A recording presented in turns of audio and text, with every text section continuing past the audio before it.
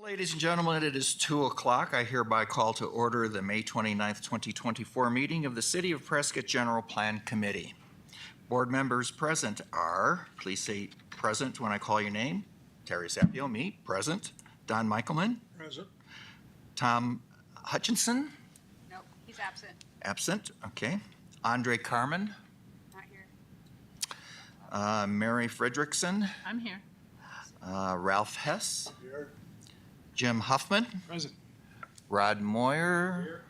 And James McCarver. Here. I didn't hear Not from him. here, okay. And Tom Riley. Here. And Gary Warb is not here either. This is an open meeting. Let me see. Staff members and city leadership present. I see Mayor Phil Good is here. Ted Gambogi is here. Who else do we have from this city? There's guest speakers. Others are guest speakers. Okay. This is an open public meeting and is being recorded by the city. The proceedings are being televised, and representatives of the public media, the public, local cable, and/or radio stations may also rebroadcast.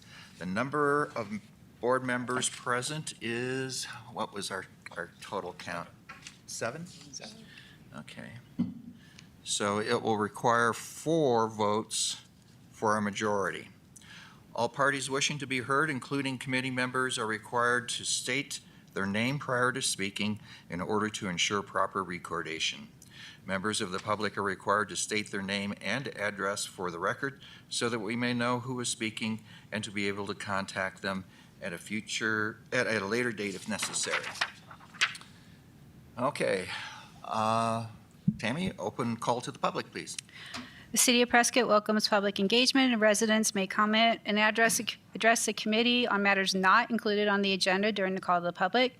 Please complete a speaker card form at the table and submit it to city staff prior to the meeting being convened. Is there anyone here that wants to talk with open call? We don't have any cards, so No cards. I'll stop reading now. Wow, okay. JD, you have anything to say? She will. Okay. All right. She will later. You know. Okay. All right. All right. Next item is approval of the April 24th, 2024 General Plan Committee meeting minutes. Recommended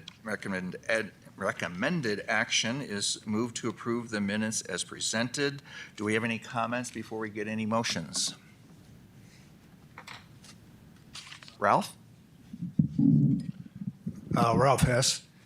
I noticed that on page 2 of the minutes, it indicates that Member Fredrickson asked for clarification, and the second paragraph, Member Riley asked for clarification, but there's nothing before that to which I think the minutes indicate a reference that needing clarification.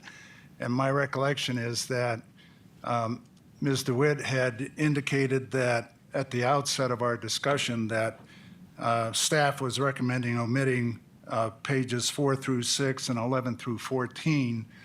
And I think that should be reflected in the minutes so as to give reference for the requests for clarification. We'll look into that. That's a great catch on that because they are being used by people. So we will clarify that, work with her. So we clarified nothing. Well, there are those sections where it was a general consensus to take those out. So we just want to reflect that in the minutes to make sure. Yeah. Okay. So do we want to get a motion, Ralph, for the meetings as you amended as you suggested? Yes, I move to approve the minutes as amended to add the provisions indicating that Ms. DeWitt had informed the committee of staff's recommendation to omit pages 4 through 6 and 11 through 14. I'll second that. Okay, all in favor? Aye. Anyone opposed? Any abstentions? Okay, passes unanimously, 7-0. All right, next we have Presentation and discussion regarding resiliency and sustainability, chapter of the general plan. Thank you, Chairman, members of the commission. Tammy DeWitt, Community Planner, just for the record. So at the beginning of this, the first section of it is just some land use language. And then some goals and strategies on page 2 and 2-3. Are there any changes or suggestions, input?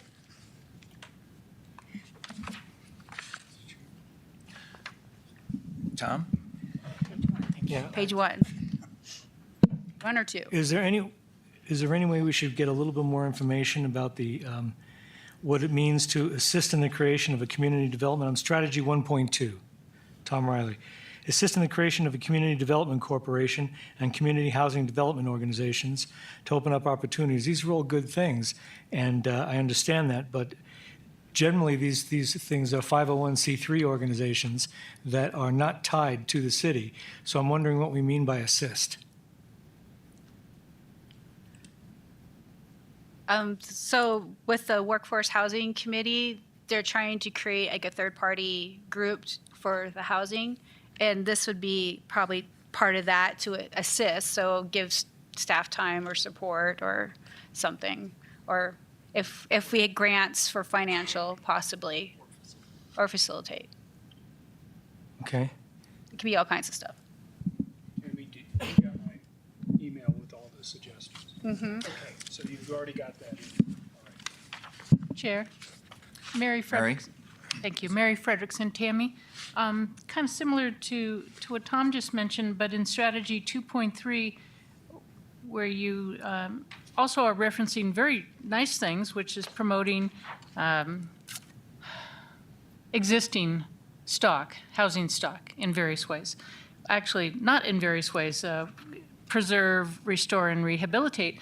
But unlike in strategy 2.4, where there are specific suggestions for how you can promote production of such housing stock, there's really nothing indicated in 2.3 as to how you might go about promoting positive movement amongst existing housing stock, since theoretically that's all privately owned at that point and is in place, as opposed to what you might do to promote action on things still to be built. Any thoughts amongst the staff as to how that might be accomplished? We'd have to discuss it and see if there's something of how, or any ideas. We're looking for guidance from you guys. Sadly, my guidance is only that as a governmental body, you're really pretty limited as to what you can do to push existing homeowners to better their properties or do something to make them more attractive on the market, or expand the ability to rent portions of their home. My approach in general is that government is limited, and I'm not sure that there's much we can do to promote private ownership to do anything with their homes in this regard. I can comment on that just briefly. Community Development Director Chelsea Walton, sorry I was a few minutes late. So as to that strategy, there will be operational check boxes as we go along as to how to meet these strategies within the goals. So we're not putting all of the cards on the table, if you will, as to how we're going to meet all of these strategies, just that this is a strategy that'll help us meet this goal, and how we operationally get there is to be determined and worked out on by staff as we go along, and then tracked through the implementation process. As it relates to this particular strategy, I know the Workforce Housing Committee was talking about things like educational outreaches, incentive packages for homeowners that, hey, did you know? Just getting the information out to the community as this is how we can bolster the wellness of the community. It helps with awareness of how your property values can be impacted with just general cleanups and things like that. So I think some of the objectives and steps we'd take to meet that strategy is really about the community outreach outreach and then creating incentives and information pushes for residents.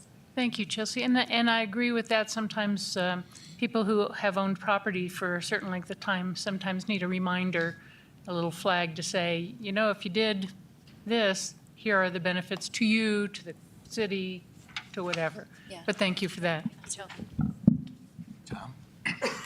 Yeah, thank you, Mr. Chair. If I could for just a minute, George Worley, I'm the planning manager. One of the things that we've talked about previously in the other sections that you've looked at is making sure that the goals and strategies are action-oriented. And maybe this particular goal, 2.3, could use action words such as develop an educational and incentive program rather than just relatively innocuously promoting one. Thank you. Something to think about. Tom? Yeah, a couple of things. On goal 2, you talk about prepare a conceptual housing plan for the city of Prescott. Who's going to do that? And you're going to do it before the Community Development Corporation gets into place, who should be doing it, or you're going to be doing it after they get into place and have them participate in that? I guess I'm wondering basically who's going to pay for it. Actually, the Workforce Housing Committee got a grant. Awesome. So they got a grant that's going to help do the needs assessment. And then from the needs assessment, they'll create a housing plan from the needs assessment once that's done. Okay. And then they'll hopefully have somebody on board to help implement that plan. Yeah, and Rod's buying the first round tonight because his phone went off. Second thing is on goal 2.4. I just want to bring attention to that where it says provide regulatory incentives to reduce production costs and promote production of workforce housing.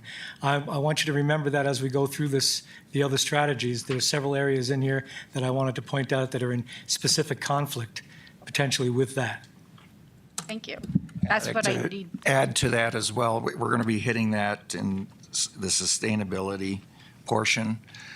Many of the things, the goals that we'll be looking at are wonderful goals, but they're also very expensive goals, which will drive up the cost of housing, which kind of conflicts with our goals of affordable housing. And I had one other question about housing.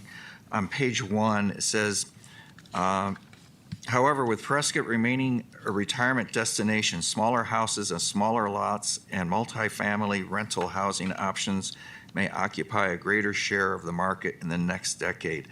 I don't have any changes for that, but I was just wondering what do we have that indicate that we have smaller houses and smaller lots? I don't see that happening in Prescott at all. We actually are seeing a little bit of that in the developments in Deepwell Ranch. The Oh, really? lots there are generally smaller than if you look at the lots in Central Prescott or even in the Granite Dells Estate subdivision. So we are seeing some lot sizes being reduced. The floor area of houses, not so much. That's one of the issues that we think will probably follow with smaller lots. You'll get smaller footprints. Okay, thanks. I also have a comment, Jim Huffman. Gary is not here, but he would certainly approve of this comment, I think, that, if you look at Phoenix, there's a entity called LISC, and there's a lot of funding available through that. This is potentially a way to enhance what we're doing. And related to that may be the possibility of at least a part-time proposal writer or some kind of assistance within the city to promote that sort of work.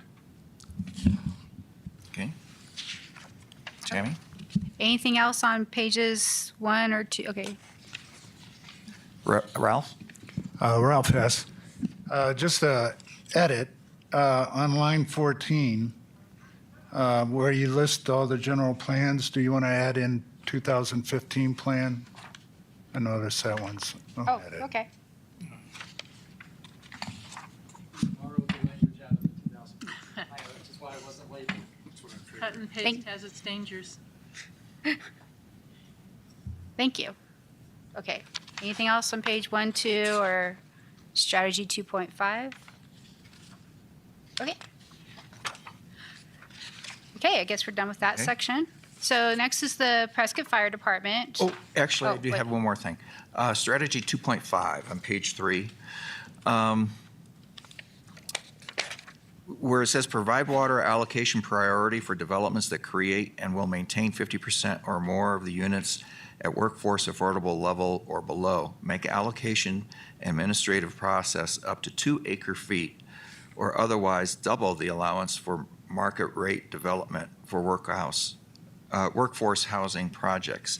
I'm wondering, how did we come up with those numbers, and is that something that's been in the works for these water allocations for workforce housing projects? Not at this time. That is something that if there's any updates to the water policy, that we can try to get incorporated into the water policy when it's updated again. Don Michaelman, don't we have, or do we no longer have, a provision that if you had workforce housing designated, there was water allocated for that different from standard housing? When we did the annexation of Mike Vann's property out there, there was a section that was supposed to be workforce housing, and there was water allocated in a sense for that. Is that no longer? I'm being told no. Because of the new water policy and the way the water is allocated now with the bucket lists, and you have to apply for a water service application and go through that is no longer there. But this is something we would feel that would need to be added to the water policy in the future to try to help incentivize workforce housing projects. Water's the big question right now that people are going through. That policy changed a couple of water policies ago to remove that extra. Okay. Okay, Prescott Fire. So a lot of this language, I think you guys have seen it before, but it was from their strategic plan from last year. My understanding is there's been a couple of changes in their newest strategic plan that they just did. So we're going to see if there's anything that needs to be updated from that. But we're here to get your guys' comments for you guys, and then we'll merge it in with the comments from Fire. I've got a comment.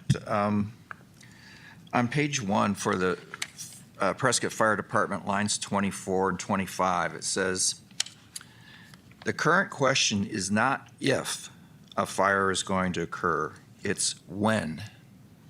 And I think everybody in the whole city agrees that it's when it occurs, not if it occurs. And there's a lot of talk about public safety infrastructure and the need for new fire stations and police stations, and everybody is very much in favor of that. And we're going to be trying to get an increase in the sales tax to fund the additional public safety infrastructure. I also know that there is some public resistance to other forms of public safety infrastructure, such as cell towers. And what this brings to mind, the not if, but when the fire occurs. When the fire occurs, everybody in this city is going to be on their phone, calling friends and family to find out, where are you? Are you safe? Are you evacuating? Where are you evacuating to? And do you think that everybody in the city being on their phone at the same time might overload our cellular system? I think definitely it would. And I think we have to, in spite of the public resistance that we have in some cases to additional cell phone towers and cell phone capacity, which apparently some people think additional capacity means additional growth, but it's really additional safety. I think we need to include the need for all kinds of public safety infrastructure, including communications, which is cell towers. And we addressed that last month in Community Connected. So that's covered in that section. So we don't want to add it to the fire because this is stuff for the fire department to do. Cell towers are private. So we don't have any say. They come to us, say, we want to put a tower here. We don't reach out to them. I mean, and my understanding from talking to the 911 office that they kind of did an informal study and found that there's coverage throughout the city. Somebody can get a call or something. So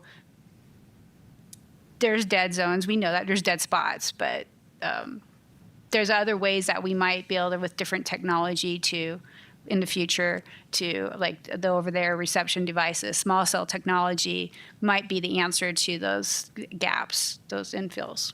Okay. And that was that was in the other chapter. Okay. So we will go through all these goals and strategies with the fire chief. He's on vacation right now, to make sure that we're in line with really what their long-term goals for not just 2 years, out 10 years. So, but we know that the infrastructure, the fire stations is a priority of everybody. Tammy, Don Michaelman. There are some cities that are experimenting with smaller emergency vehicles that respond strictly to medical, so you don't have to send a fire truck out there. Is that something we would want to put in here, or is that just something that the fire department and city staff just works on their own? So the 911 system, they have something in place where they're triaging the call and then making sure the adequate. So if you don't need a fire truck, you just need the smaller, they send that out. So they have that in place to better disseminate their time and use the time for our tax dollars and for the citizens to send what's appropriate. So that's already in place through the 911 center. We just need more trucks We need more- for that. Yeah. And more dispatch people. And bigger trucks and more firemen, everything, fire persons. And then persons, look at me being politically correct. Who'd have thunk it? I have some questions regarding the goals and strategies. Okay. If we want to jump ahead to that, Yes. launch ourselves into the future. On goal number 2, we have reduced response times with innovation and adaptation. Is there that's kind of a sort of a, mom and apple pie and hot dogs and hamburgers kind of thing. Is there some kind of a goal we want to add to that? Like right now, I believe response time is in the 11-minute range, and I recall, this is not going back, it's been as low as 3 to 4 minutes over the past couple of decades. And I realize that growth has caused things to do this, and I understand why. But I'm wondering, is there something in here that could be put into the general plan that would perhaps refine that goal a little bit more than just do this? Like, is there a response time that we want to get to? 5 Okay. minutes, 6 minutes, something like that? Response for medical, response for fire, different things like that. I'd like to see some teeth Okay. in something like that. And if I may continue, Mr. Chairman? Sure. There are 2 other goals under that strategy, which is invest in partner emergency management. Invest in partner in emergency management. Not quite sure what that means. Okay. What do you mean by invest? We will look into that. That was in our strategic plan, so I'll look and see if there's something more in that. And the reason I think it'd be important is that if we put it into this general plan now, as we progress with the sales tax initiative, it will be something that's included in there and can be pointed to and saying, here's some more corroborating evidence for what it is we're trying to do. The other is improve community health issues like cardiac arrest by engaging the whole system. Wow. That's kind of like, unicorns and what have you. We're going to stop heart attacks by engaging the whole system, and the fire department's going to do that. There needs to be something in here that I think I know what they're talking about, but I think there should be a little bit more specificity in that so that, again, the more specificity, perhaps the more teeth, who knows? But that kind of thing I think would be important. Refocus like you've done refocus like you've done in other areas where it's more actionable. This is an Yes. action item and not just something that may be aspirational. You Yeah. can get there, and here are steps to get It there. is an action item, but if you're going to improve something, that's an action, and you're not going to be able to stop people from buying McDonald's, so that's not going to help with the cardiac situation. So I think that, there's It some might things be out part there of that the we need to plan. consider. That's why the prices are going so high. Thank you, Mr. Chairman. Sure. Okay. Anybody else? Anyone else on page 5? Fire department, they're getting off light. Okay. comment and more action item is something we would pass on to them. So I'm not sure they're getting off light. No, I know. I think the assistant chief back there is nodding his head going, good job, yes. We want more of that. Okay, so I think we're done with fire. Okay. Environmental planning. So we have air quality, water quality, lakes, green infrastructure, lakes. So environmental planning, page 6. Tammy, under Don Michaelman, under Goal 1, Strategy 1.1, encourage EPA-approved wood-burning stoves and fireplaces within the city. How do we encourage? Okay. Incentives. I think we have incentives. Well, we encourage, hopefully they upgrade them from the older ones maybe to newer ones. But I think we have incentives in place. So we can put how, oh, we don't? Oh, I thought. I believe that right now, if you wanted to put in a food-burning fireplace in the city, isn't it required that it have a certain rating from the EPA in order to be able to be installed and be approved by building codes? If it's included in the building codes, yes. Yes, it's in the building. There's no separate local code, though, that restricts it. It's in the it's in the building codes, and yes. Yes. Sorry. Sure. Tammy? Under strategy 1.4, could you define what first flush means? Oh, Oh, what page are you on? 7. Thank you. First flush is, as with the runoff, that the first tier it goes into is a first flush before it goes into the second. Brian, yes. Yes, Oh, Tammy was on the right track with that. It's important with the at the onset of the rainfall in order to capture that first amount of water that's coming off, because that's what's going to pick up the pollutants, sediments, oils, and things of that nature. So first flush. Bear with me. I'm not going to be able to define it per the GES standards right now. A lot of times it's associated with like a 2-year storm event. I believe that's not how our GES standards define first flush, though, but it's equivalent to that minor runoff event that usually takes something 50 to 75% of all your pollutants are being swept away at that first period. And that, if I may, Mr. Chairman, what that speaks right to what I wanted to talk about, which is the first flush. And basically, that's measured by the amount of rain that falls. And right now, I believe it's at a ½ inch. And this is looking to make it, say, the first inch of rain. They'll take all that runoff into a particular place. And the standard that I could find when doing my research is about 3/4 of an inch, or 0.75 inches, is what's usually done then. But also there was a comment that was made that's very specific to strategy 1.4, and I think it was from the CWAG, I can't remember, but it was about not necessarily diverting that water into a separate pond to allow it to evaporate, but allow it to percolate into the ground into a recharge. So I wonder if that is something that makes sense and is something that we should be looking at. Is that not something that should be reflected into strategy 1.4? And perhaps the first flush requirement is not something we really want to address. That's a question. okay.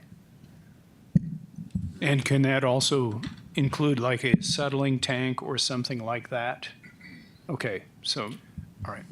Since there's been so many discuss on first flush, should we have in here a definition of what first flush is? Okay. Because we had quite a few people saying, what is this? Okay. Yes. and also in conservation, is it really necessary to go to 1 inch to ensure that all the contaminants are off? I know Tom mentioned 3/4 of an inch. I think everybody would agree that we don't want to waste any more water than necessary on that first flush. This came from Matt Killian. That was his suggestion. So we'll talk to him about that and see if it's something where he got the 1 inch from. Okay.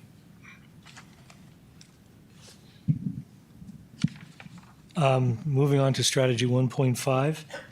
Remove the 1 acre threshold for first flush requirements for all new development and redevelopment.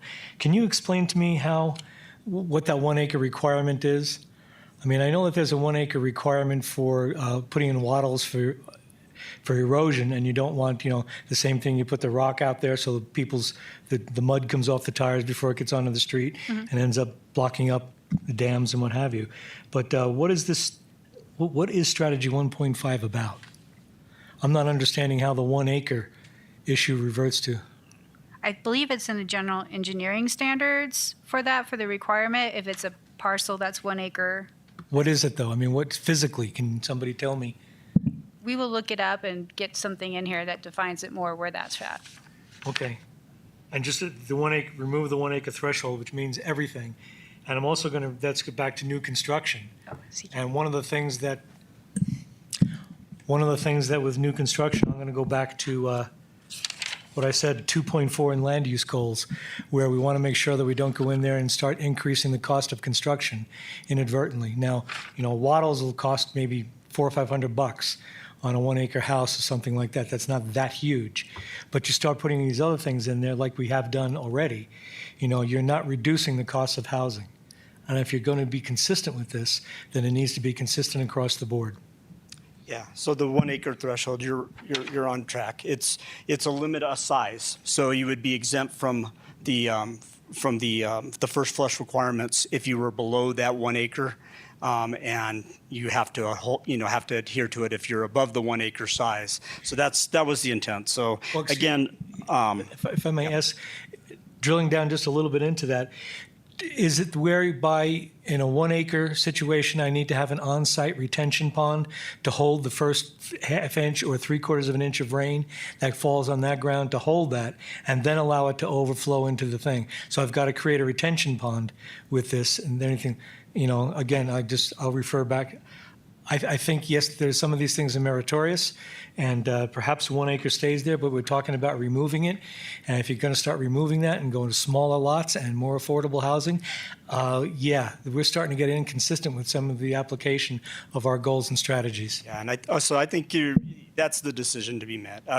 In a lot of communities that I've been involved with, a 1 acre threshold is somewhere where they start their water quality program, so everything above 1 acre in size would have to adhere to the water quality program, whether it be, a first flush requirements or best management practices, BMPs, depending on the usage, it would require different types of water quality functioning. A gas station versus a convenience store would have different requirements. I can't speak specifically to the why the 1 acre is being recommended to be removed. Again, that's more in Matt's court. Maybe he has seen some commercial that is getting through below a 1 acre threshold that might be causing some issues around. So I would defer to him for specifics on that, because Matt, being the stormwater coordinator here in the city, he goes out to just about every site, and he kind of knows what's on the ground. So I'll just let you know that's what the definition is, the 1 acre threshold. Understand what you're saying in terms of not wanting to be detrimental to smaller developments or to developments that maybe it wouldn't be practical to do these type of things. And maybe we can get Matt's other side of it so that you can kind of hear that end of the story. I'd like to hear that and at least have the single family accepted. Well, I know it's accepted, but I'm thinking that, what about multifamily? What if I know my point. Okay? So my point is that I think that we need to take a look at this and apply it appropriately. Yeah. Thank you, Mr. Chairman. Sure. Thank you.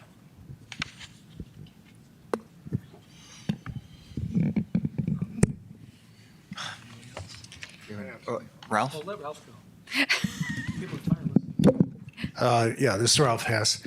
Looking through the water quality section, I don't see anything addressing the city's situation with the contaminants, PFAS, and arsenic.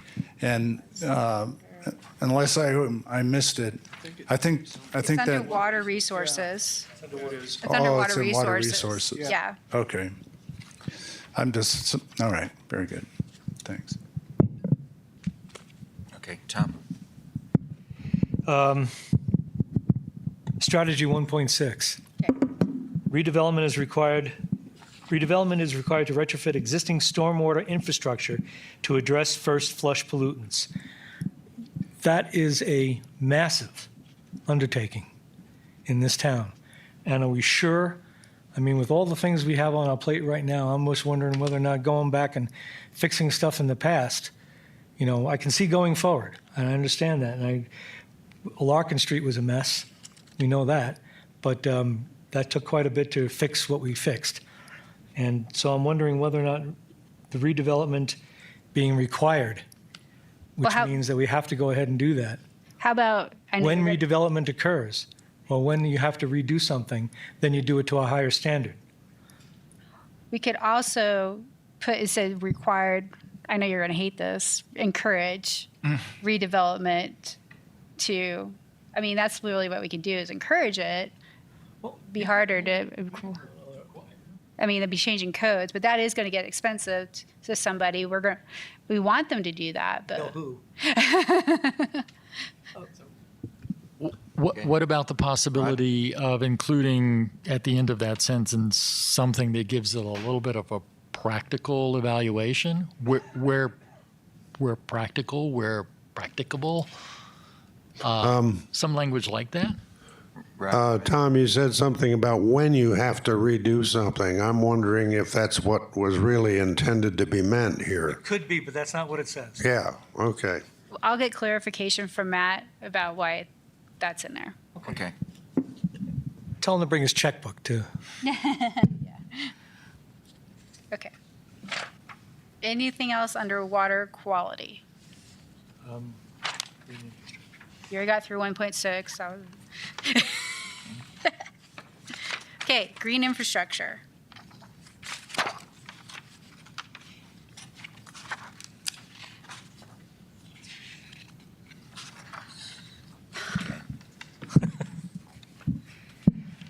Okay, goal number 1.1. Looking to create low-impact development ordinance for infiltration and reuse of stormwater for all new subdivision, residential, commercial, industrial, and all developments greater than a quarter acre in size. Really? Again, I go back to 2.4 in our land use goals and say, is this really moving us in the direction that we want to go? And if we're going to try to do something about workforce housing, I know I'm not supposed to say affordable, workforce housing in this town, it needs to be done consistently.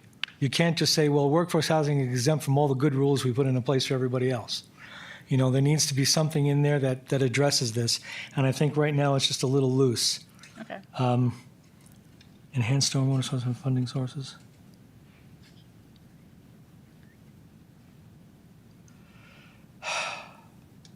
Well, I can't say what I wrote about goal number 2, so.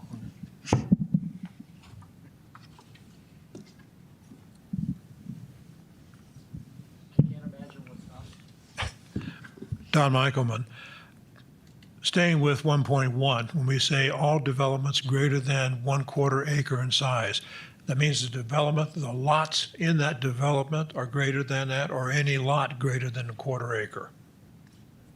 God, would that mean every single home? We will get clarification for that. Okay.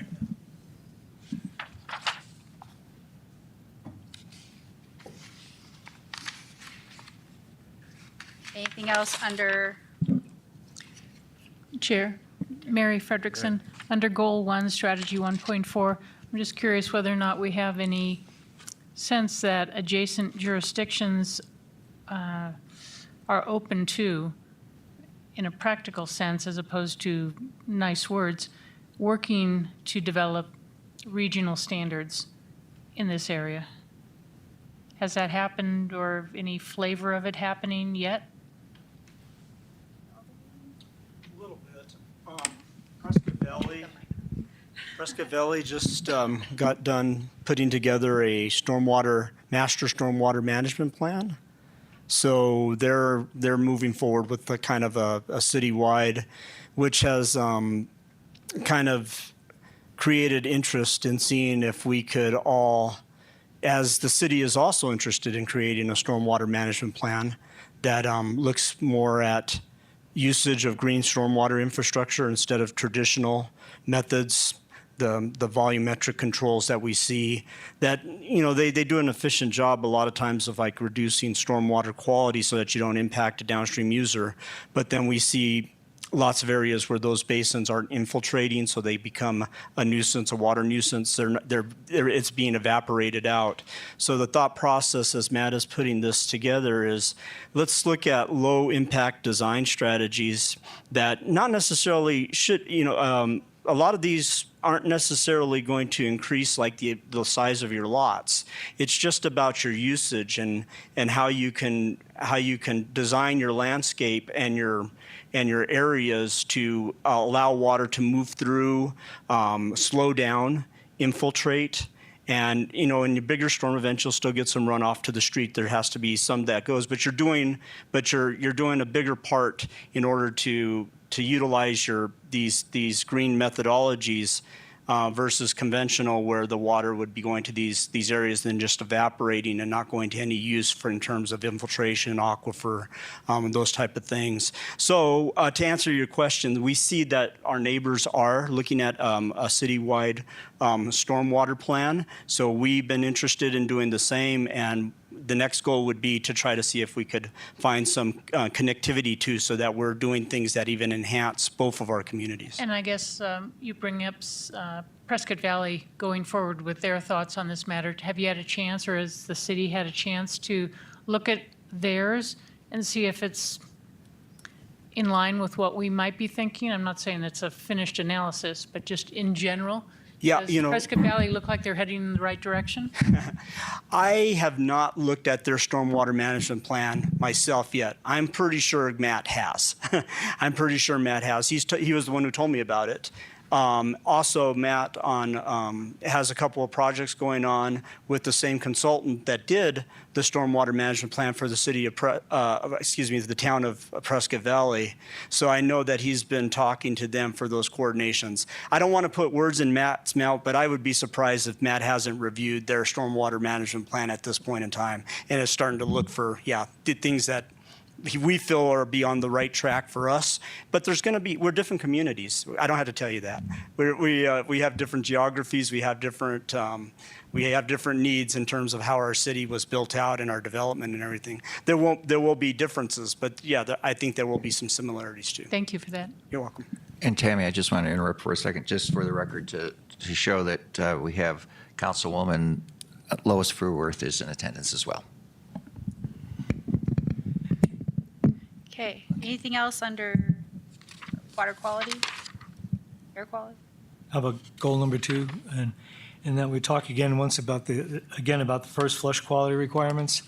And I want to make sure that whatever we decide to do with this first flush issue is going to be reflected throughout and doesn't get lost on the different paragraphs. And we also have the consultants that are putting the final draft. They're actually reading through it to make sure that we aren't missing that, because they're reading it with fresh eyes, unlike some of us who've been, doing this. But I get it. yeah, so they're going to catch all that stuff, mostly with the final draft.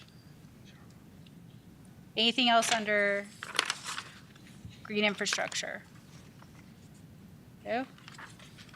Okay, next section, lakes, page 8 and 9 and 10.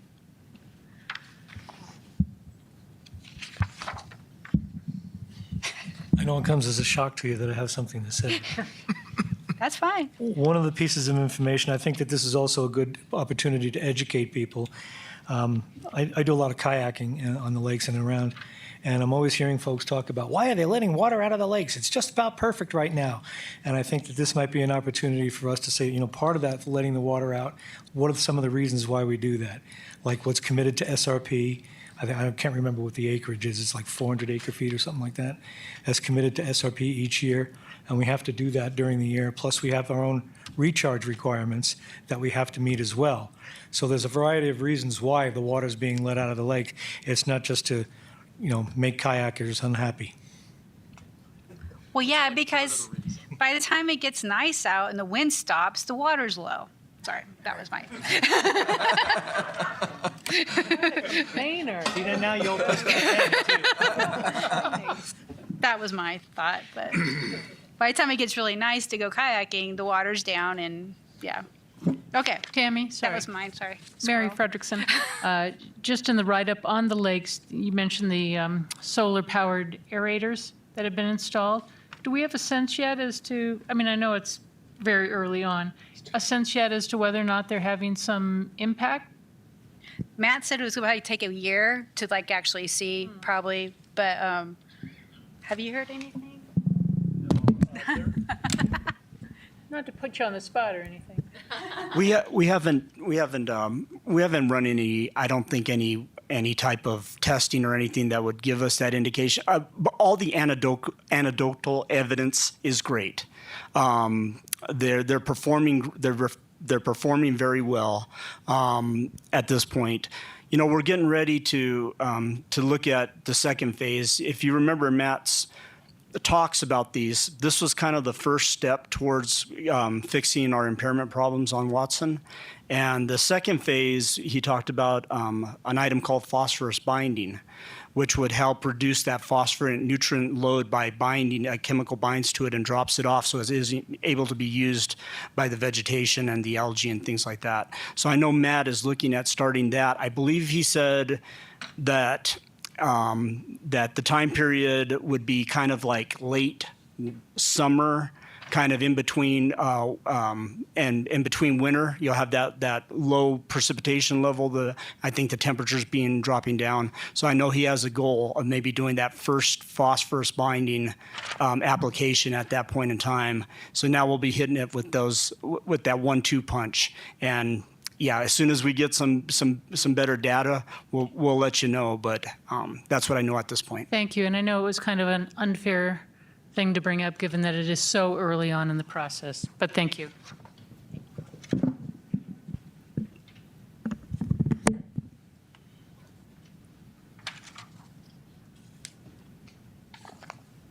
Okay. Anything else for lakes? Yeah. Okay, so water resources. So I gave you guys the draft the last meeting, and then there's been changes, and I emailed that to you. So Water Resources is working with the Water Issues Subcommittee on updating and clearing it up. Actually, maybe I'll transfer it over to Brian. Here, why don't you come up here? You're going to be in the hot seat now. Come on down. Okay. We'll share. Okay. Yes, so we've been going through the water element with the Water Issues Subcommittee at this point, and they've been real involved with it. When I first set out, I was going to do it in a 2-part series where I gave them an outline and kind of a presentation that kind of went over various aspects and got some feedback. And then the second part was to bring them the actual text document so that they could review it. And they reviewed it and had a lot of comment, had a lot of feedback. So they've asked me to bring it back one more time. So I'm going back in June for my third go around with them, so that they can see how we've updated the text in the document that I gave to Tammy for this. I think it's about 95% of the updates. There was a couple of little typos and a couple of very small things that I did after that fact because she needed it to get to you guys for this particular meeting. But I think it's pretty. What you're reviewing is very consistent with what WIS is going to be reviewing when they get their package late this week. So that's kind of where we're at on the June. Our next Water Issues Subcommittee meeting is on June 4th. So at that point, I'll be taking any possibly final feedback from that committee and trying to incorporate it into this section, and we'll go from there.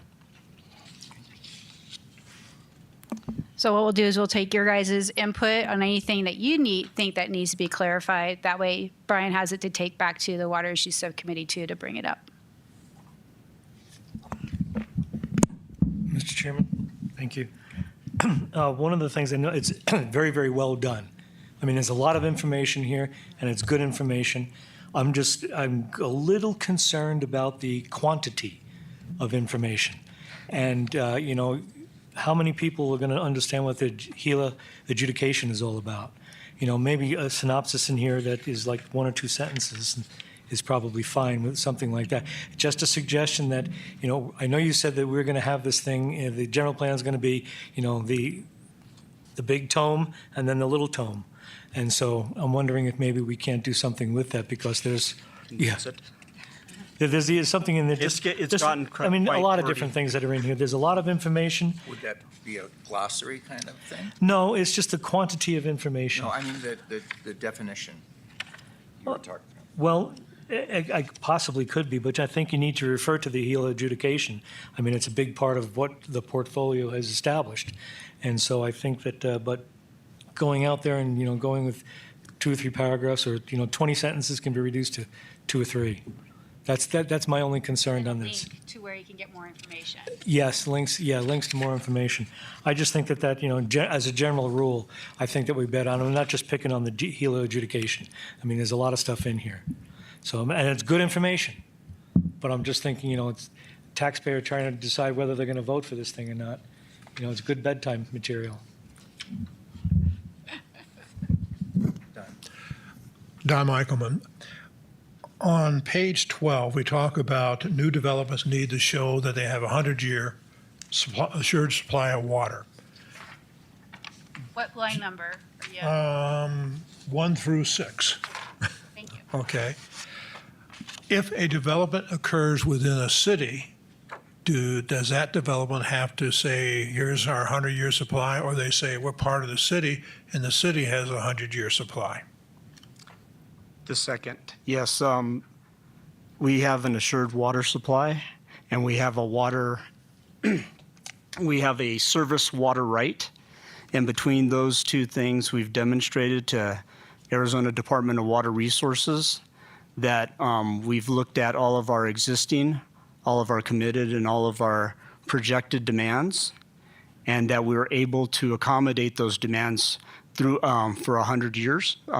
Through a 100-year water supply, and that allows us to allocate water or to set aside water for development within the city service limits. My suggestion would be that we distinguish between a development outside the city has to prove it versus a development within the city has to prove it.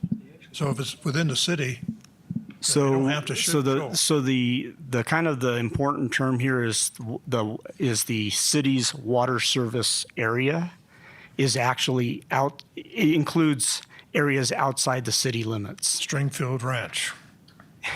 Chino Valley. Yeah. So within our water service area, which we define with a map, based on our ability to serve water, our distribution system, our water lines, that covers everything that we can provide water to. If it's not in our water service area, then we cannot provide them water because we physically can't do it. Then they would be subject to the rules that apply in the area where they would get water. So in terms of like if it was in the county or in the town of Prescott, yes, they would, then that development would have to go and find a 100-year water supply and bring it to those entities for development. But that wouldn't apply to the city of Prescott service area. Okay. And I'll go back to Stringfield Ranch. Is that what occurred there still able to occur with another development? Or have we corrected that? I would say that that's a loaded I'm not question. aware of anything that, in terms of when you say corrected, has there been any type of policy or any type of code adoption that would not allow a Springfield Ranch? I'm not aware of anything of that nature. I mean, those developments the development agreements were created in order to bring those developments into, or to make those deals with those developments. And the city has the ability to do those development agreements. I don't know of any type of regulation that would prohibit the city from doing that. Okay, thank you. Rod, did you have a question? No. Or comment? Okay. I think one thing, but I think I know where you're going with that. So maybe, education or kind of future planning is one way to tackle those things. So when we're talking about doing a long-term water management plan as a goal within the general element, or the general plan, excuse me, those are the type of things that give the data and the tools and the information needed for elected leadership to be able to make informed decision on good water policy for the city at that time and in the future. Thank you. Tammy? Anything else under water? You're on page. So the first goal on page 16. Sorry. Jim Huffman, Tammy. I just wanted a little bit of clarification, at least for myself, about on page 14, line 10, drilling of new exempt wells. Can I get some idea of the history of that exemption, and is there anything that can be done about that? Is that impossible or what? You said page 14. Well, maybe I'm on an Okay. earlier version. Okay, I have one here. 14. It's under the Prescott AMA and regional partnerships. Future growth. I think that's. That was the old one. Yeah. I can answer that. Well, the domestic wells came when, in 1980 in the Groundwater Act. That's when exempt wells were first identified as being something that, if you're going to move in your house and you live out where there's no service area, you can drill a hole in the ground and you can draw water out of it, and water is basically free for the taking in that regard in the state of Arizona. So that's what they called exempt wells, and it's up to 35 gallons a minute that you're allowed to have that. And there's a lot of exempt wells in the area. And exempt wells are, yes, they do draw down the water, but they're not the big drawdown, of water in the area. So I hope that answers your question when it got started. I think that's been changed. Yeah, that's been changed in the new version. Yeah. Yeah, exactly. Okay. When I was referring to a lot of information, good information, I'm referring to the new version. Mm-hmm. I don't want to use the word verbose, but I don't know of a better one. Water is a very important subject to the city of Prescott. Liquor's for drinking, water's for fighting. Yep. So it's a very fluid and deep subject. Tammy, Literally the second time I've heard that today.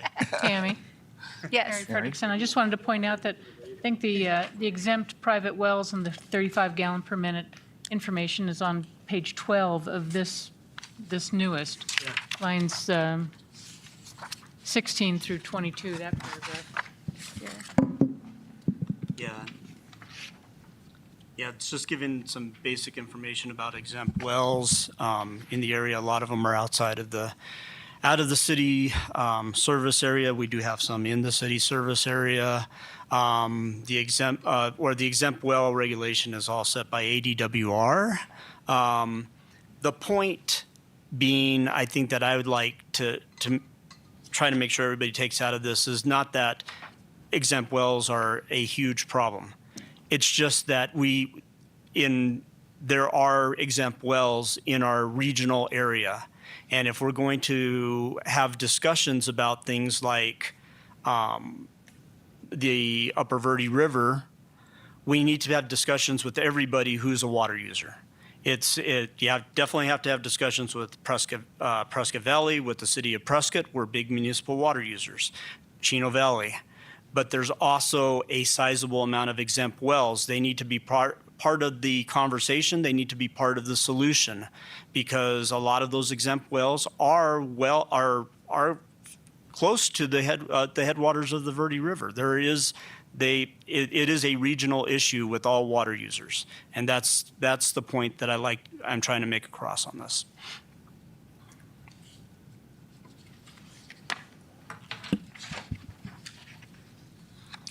Okay. Anything else under water?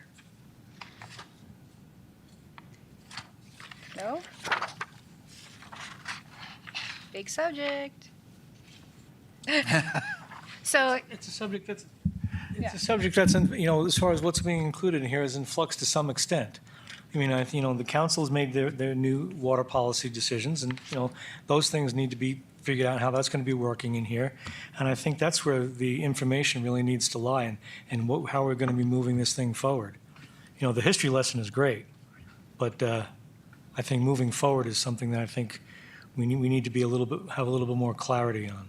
And you're doing that with some of the things like, which we just talked about, the green infrastructure, green street infrastructure, and such things like that. I think that that's important, and I think it's moving in the right direction. I can see clearly it's not done yet. And when I downloaded the new version, there's no T's, small lower T's in there. There's I's are missing everywhere.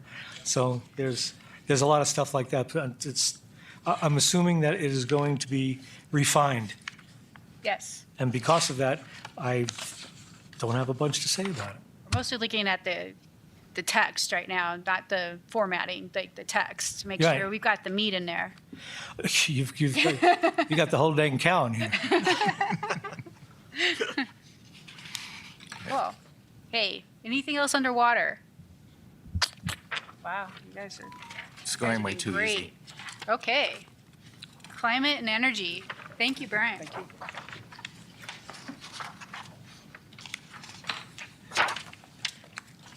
So climate, page 23, or on the next one. Or on the old one, if you have the old copy, it is 16. Actually, it starts on. Page 20. Water. Yeah, it's This 23. section has to be the most depressing section I've read. Well, if you look, I mean, I just read something.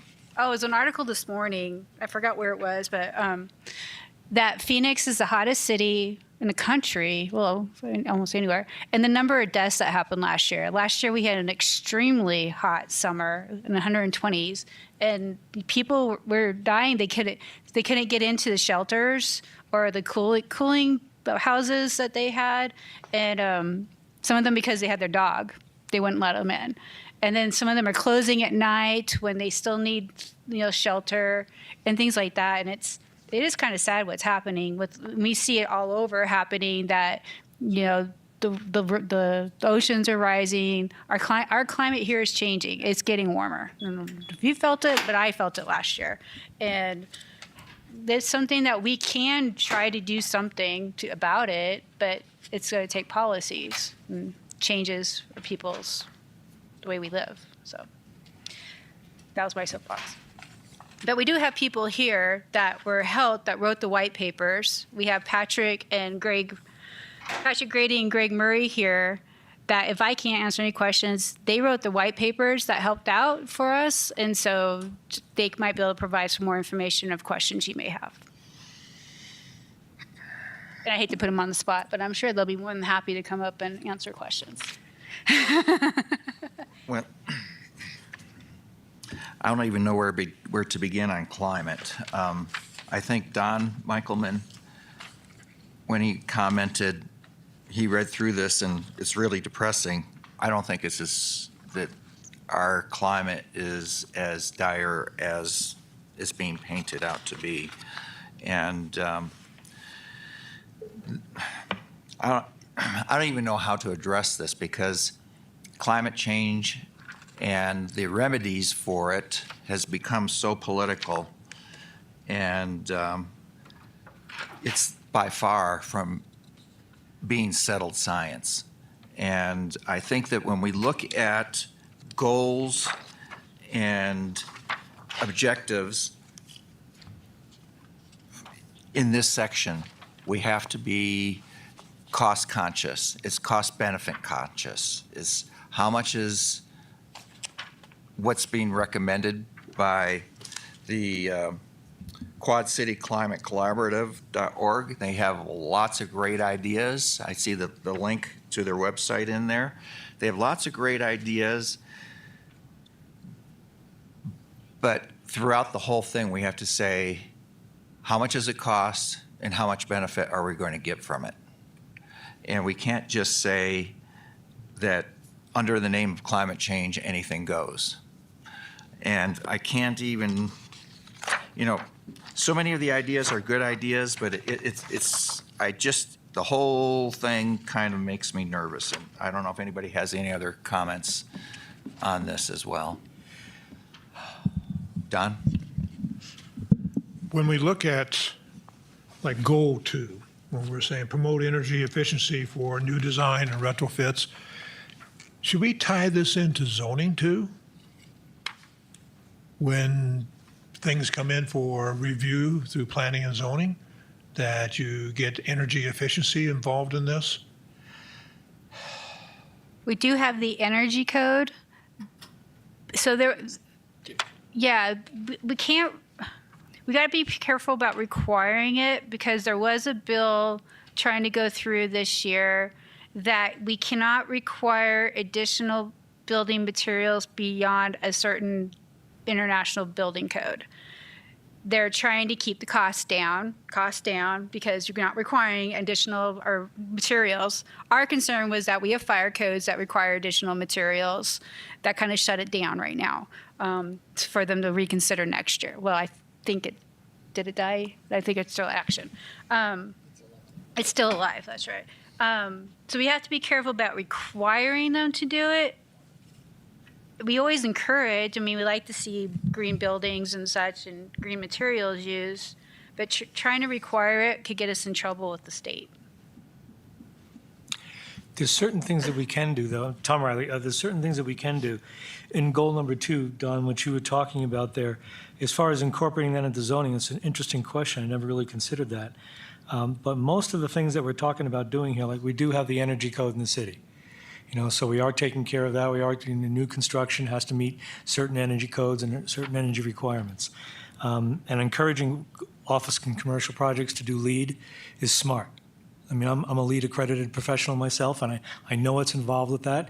And if it's a choice that you make, we have several LEED, gold LEED standard buildings in the city of Prescott right now, and some of them are really, really kind of great-looking buildings too. And so I think, yes, it's good to encourage that sort of thing. You can't require LEED because of the state statutes. It's what's in there. One of the things I think, though, is, again, encouraging energy, like goal number 2.4, encouraging energy conservation in a single-family home design and construction through the use of dual-pane windows, that's already required. Solid core exterior doors, solid core is not necessarily required, but additional insulation in exterior walls and attics, that's already there. It's already there in our energy codes, and to exceed that is just superfluous use. If you go past 12 inches of insulation in your attic in this particular neck of the woods, you're wasting your money. That kind of thing. So I think that, relationship to the energy code, not only the residential code, but we do have the energy code that's part of it. That needs to be referenced in here as well. And I think that that's a good thing. It's very lofty to do those things, but again, there are implications, and it's not necessarily the city has to expend money, but the people who are building are going to have to expend some extra money. And I think that that's the thing that we need to be careful. And it's a very slippery slope, and I don't know the answer to that. Whereas if, you want to do affordable housing, but, you want to build it up to a LEED standard, well, it's not going to be affordable housing.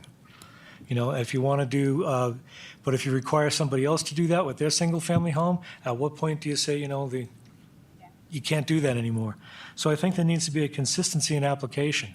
And I'm all for the energy efficiency in designs. And Don, I'm going to challenge you. How would zoning work?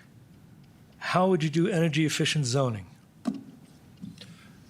The original thought I had on this was if you're zoning or looking at a rezoning for a development area, to get the extra efficiency there, they would get a benefit out of that, say no hookup fees and things like that.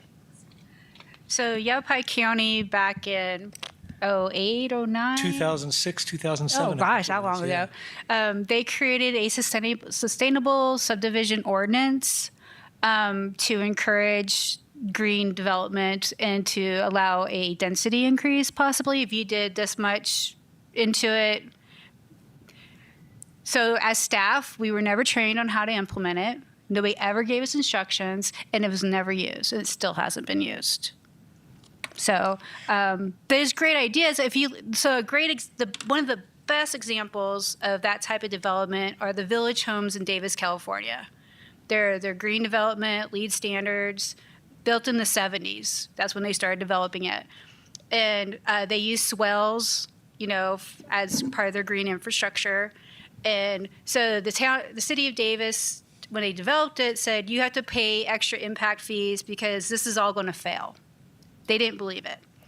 First rainstorm comes in Sacramento, or in that Davis area, you get lots of rain. It took in all the runoff from the development and the surrounding developments. And it actually exceeded anybody's expectation about it.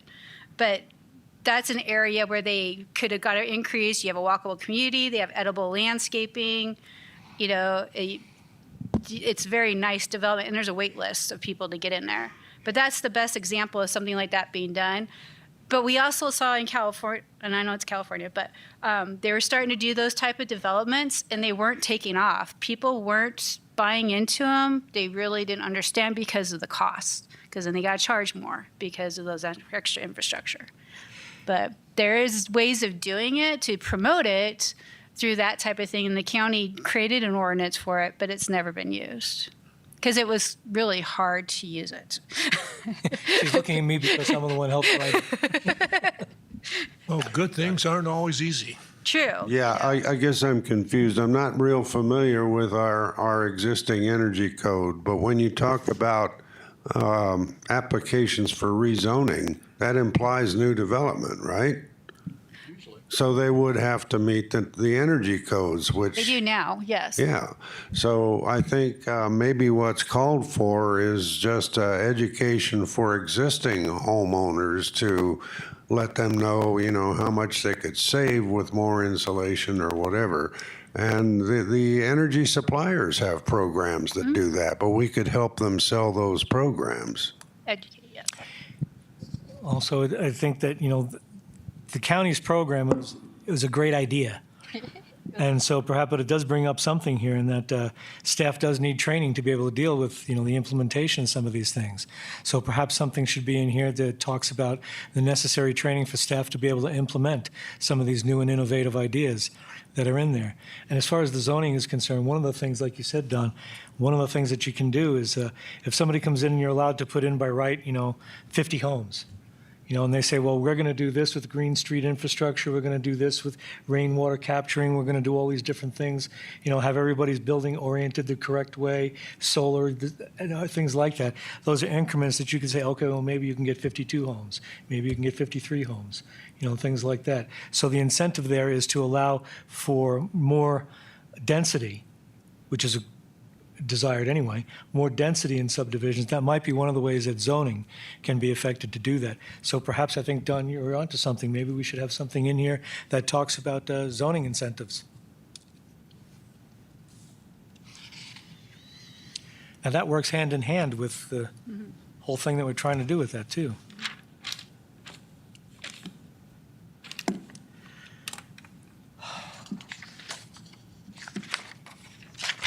Anything else under climate and energy? So we do have a couple of people that want us, well, three.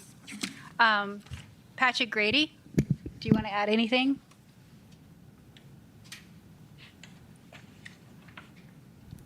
Hi, good afternoon. I'm Patrick Grady. I'm the board president of the Quad City Climate Collaborative, and I reside at 943 West Rosser Street here in Prescott. Just wanted to speak briefly to the committee about the inclusion of this draft resiliency and sustainability chapter into the general plan, and remind you that Prescott City Council unanimously adopted a motion to approve moving forward on the Quad City Climate Profile in May of 2022, 2 years ago. We released that profile in partnership with the City Council on February 14th, a year later, with the help of a research organization out of the University of Arizona.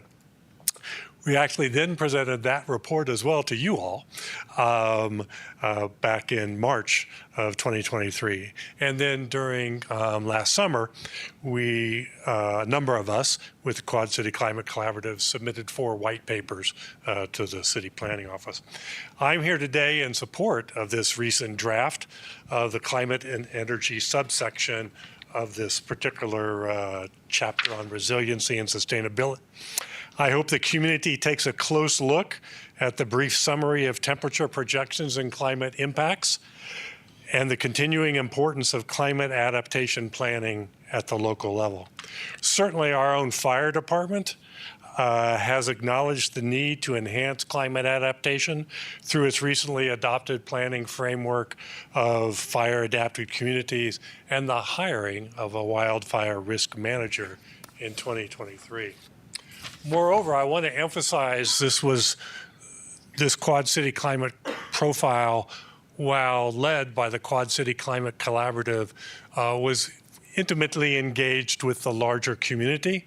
We established a working group with a number of stakeholders from across the region that included representatives from our community, town government, as well as town government of Prescott Valley, U.S. Forest Service, Prescott College, Yavapai County Office of Emergency Management, Yavapai County Flood Control District, Citizen Water Advisory Group, Arizona Public Service, Prescott Area Wildland Urban Interface Commission, the Yavapai Climate Change Coalition, now called the Quad City Climate Collaborative, and Save the Dells. So it was really a broad-based group that engaged with us for about 6 months, looking at the Quad City profile itself, as well as at the local action options report.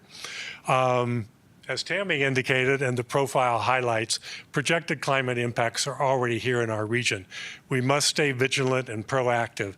The 2025 General Plan and its various recommendations, I really think provides a framework for actions that any community in our region can undertake in order to arrive at a more sustainable future.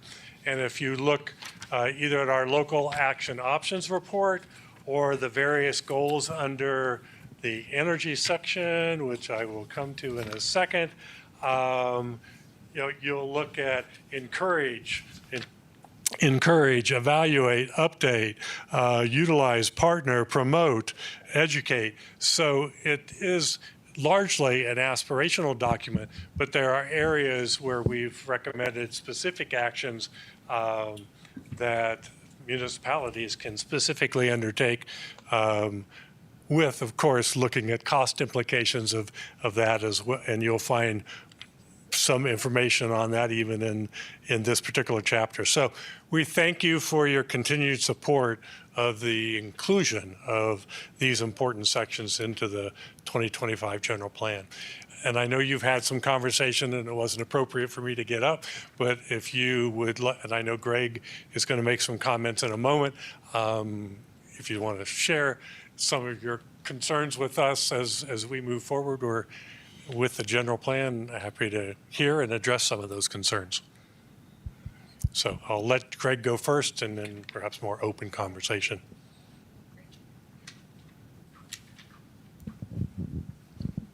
Thanks for putting me on the spot.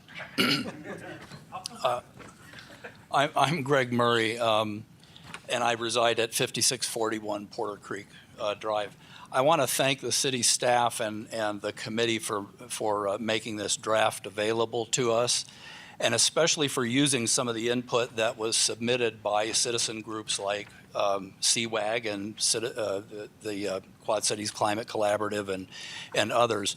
I probably don't have to tell you how encouraging it is to citizens to have their voices heard and valued. This whole section has lots of great goals and strategies in it, and I was really excited to read it. But I was initially kind of perplexed when the first part of the section in a chapter called Resiliency and Sustainability focused so narrowly on housing before defining the terms that are in the title of this chapter. And so I think it's crucial to add some kind of a preamble that defines those two terms in order to give the entire chapter or section some context. After all, sustainability was central to the 2015 plan too, and I think it was actually defined there. That word sustainability in the context of planning is usually defined in terms of meeting the needs of the present without compromising future generations to meet their own needs. And that's not defined any place in this document that I noticed. Now, recognizing that those needs depend upon intact ecosystems and a healthy human population and a vibrant economy, sustainable policies are usually those that are considered to simultaneously promote economic vitality, environmental integrity, and social equity, however you'd like to frame that last term. I know that last term, social equity, especially in a conservative place like Arizona, sometimes means or seems to mean something to people that it doesn't mean. It just means community health and people having access to the goods and services that are provided by a community. That overarching idea of simultaneously meeting economic vitality, environmental integrity, and social equity is usually referred to in the professional literature as the triple bottom line. And so it's a fairly standard thing throughout the world now. It wasn't 20 or 30 years ago, but it has a particular meaning now. And it needs to be defined here, I think. That would give context to the whole section. Likewise, that word resiliency isn't defined. Resiliency to what? And in planning literature, it usually means resiliency to the effects of environmental change like climate change and fire frequency and intensity and stuff like that. But again, I think it needs to be defined here. In reference, to making communities more resistant to the negative effects of climate change and wildfire. And so I'm just, making an argument here for this section, which is entitled Resiliency and Sustainability. It needs to have some kind of an introductory preamble or paragraph that defines those, and all of the rest of that section makes a lot better sense to me in the context of those things. But the casual reader might not even think of those. I realize too that maybe the introduction to the whole thing which was made available later does touch on those things, but I think it really needs to be in this section too, in the very first paragraph of the section. So, thank you. Thank you. Okay, Gary Beverly, did you have something for this section? Hi, Gary Beverly. I'm a property owner and businessman in the city of Prescott, but I live in Chino Valley. But, so I'm in the leadership team of CWAG. We submitted 5 pages of written comments. Mercifully, I'm not going to go over any of that here now. I hope you'll read that. I'd really enjoy getting a written response from this group as to our comments. There's some substantive changes that need to be made, especially to the water section. But while I've been listening to this and thinking about general plans, and one of the first part of our comments is that there was fuzzy wording in there, non-action verbs, promote, encourage. And I think that's a problem. When I talk to citizens about this, the prevailing view of citizens is that general plans are kind of a pro forma exercise that are done in response to legal requirements from the state of Arizona, and once they're done, they sit on the shelf and not much happens. And this group has done a lot of work writing this and listening to people and debating, and that needs to be preserved. The plan needs to be useful. It needs to be effective. And so it seemed to me that to keep the plan relevant, I'd like you to consider adding a goal to have the city create a general plan standing committee to monitor the progress of the plan as in its 10-year life. So that would help keep the plan on track and keep it relevant and help preserve the good work you're doing. So that's all. Thanks. Thank you. Any questions? One more behind you, Tammy. Oh, Steven, come back. You're up. It is. I talked to Tammy yesterday, and I thought she kind of knew I wanted to talk. All right, I'm Stephen Cook. I live at 910 Oak Terrace Drive, about a mile north of here. I want to address a couple of things that have come out in the last hour. Other than that, or I should say beyond that, I provided 4 pages of written comments to Tammy, and I hope she'll make those available to all of you. There's a detailed list there that I'll talk more about when we get to the introduction chapter. Anyway, a question that came up was, how do we zone for energy efficiency or sustainable building or whatever? And one way we do it is we zone for manufactured housing, we provide incentives for making those manufactured homes tiny. All right, so my first set of comments, I want to address tiny homes and their benefits. Basically, if you've got a 2,400 square foot house, which is about the average size of the houses that have been selling lately in Prescott, you've got so much surface area. I used to do heat loss calculations for a living.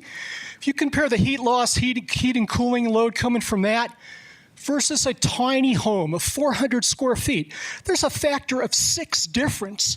In other words, the tiny home uses about 1/6 of the energy if all the other building construction, insulation levels, weatherization, all that is the same.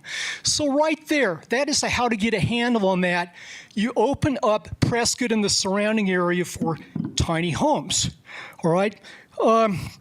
With respect to tiny homes, you should specifically study what the city of Cottonwood did with its Ordinance 680, passed in the summer of 2020. Also, House Bill 2096, narrowly defeated despite nearly unanimous Republican support in the current legislature. And specifically, with respect to the plan, I would like to see a goal added to this section. Might say something like, promote the energy and cost savings associated with building, installing, utilizing affordable tiny homes, and discourage the proliferation of expensive, energy-wasting, large, single-family residences. We don't need any more of those. We have plenty of those. All right? Okay, so that's my first area of comments. And with respect to tiny homes, there's something called park model manufactured homes. If you take them off their wheels, then they're wonderful tiny homes. They're made to high standards and so forth. Okay, second set of comments. I want to get into something I talked about with Senator Ken Bennett in his office for about 40 minutes in late January, and he seemed to be pretty on board. And this has to do with something called community energy choice. So this has to do with promoting choices related to utility energy options. We recognize that competition can lead to reduced costs. Our chair said something about, the cost matters, focus on the cost and all that. So this is a way to get a handle on that, specifically with respect to consumers, their utility bills. We can have reduced costs while maintaining a high level of utility reliability of service. How do we do that?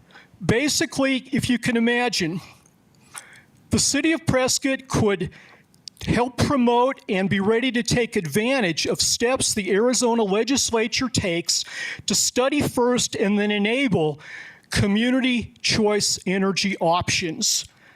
Bills in both past legislative sessions have died, but the time's it's going to be there. Forward thinkers can envision a day in the not too distant future when the city of Prescott could hire an individual skilled in negotiating wholesale power purchase contracts.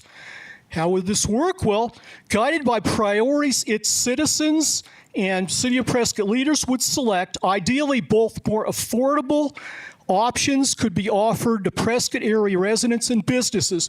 Preliminary studies suggest that taking advantage of Arizona's abundant sunshine could save consumers as much as 35% in reduced utility costs. That is in cents per kilowatt hour terms.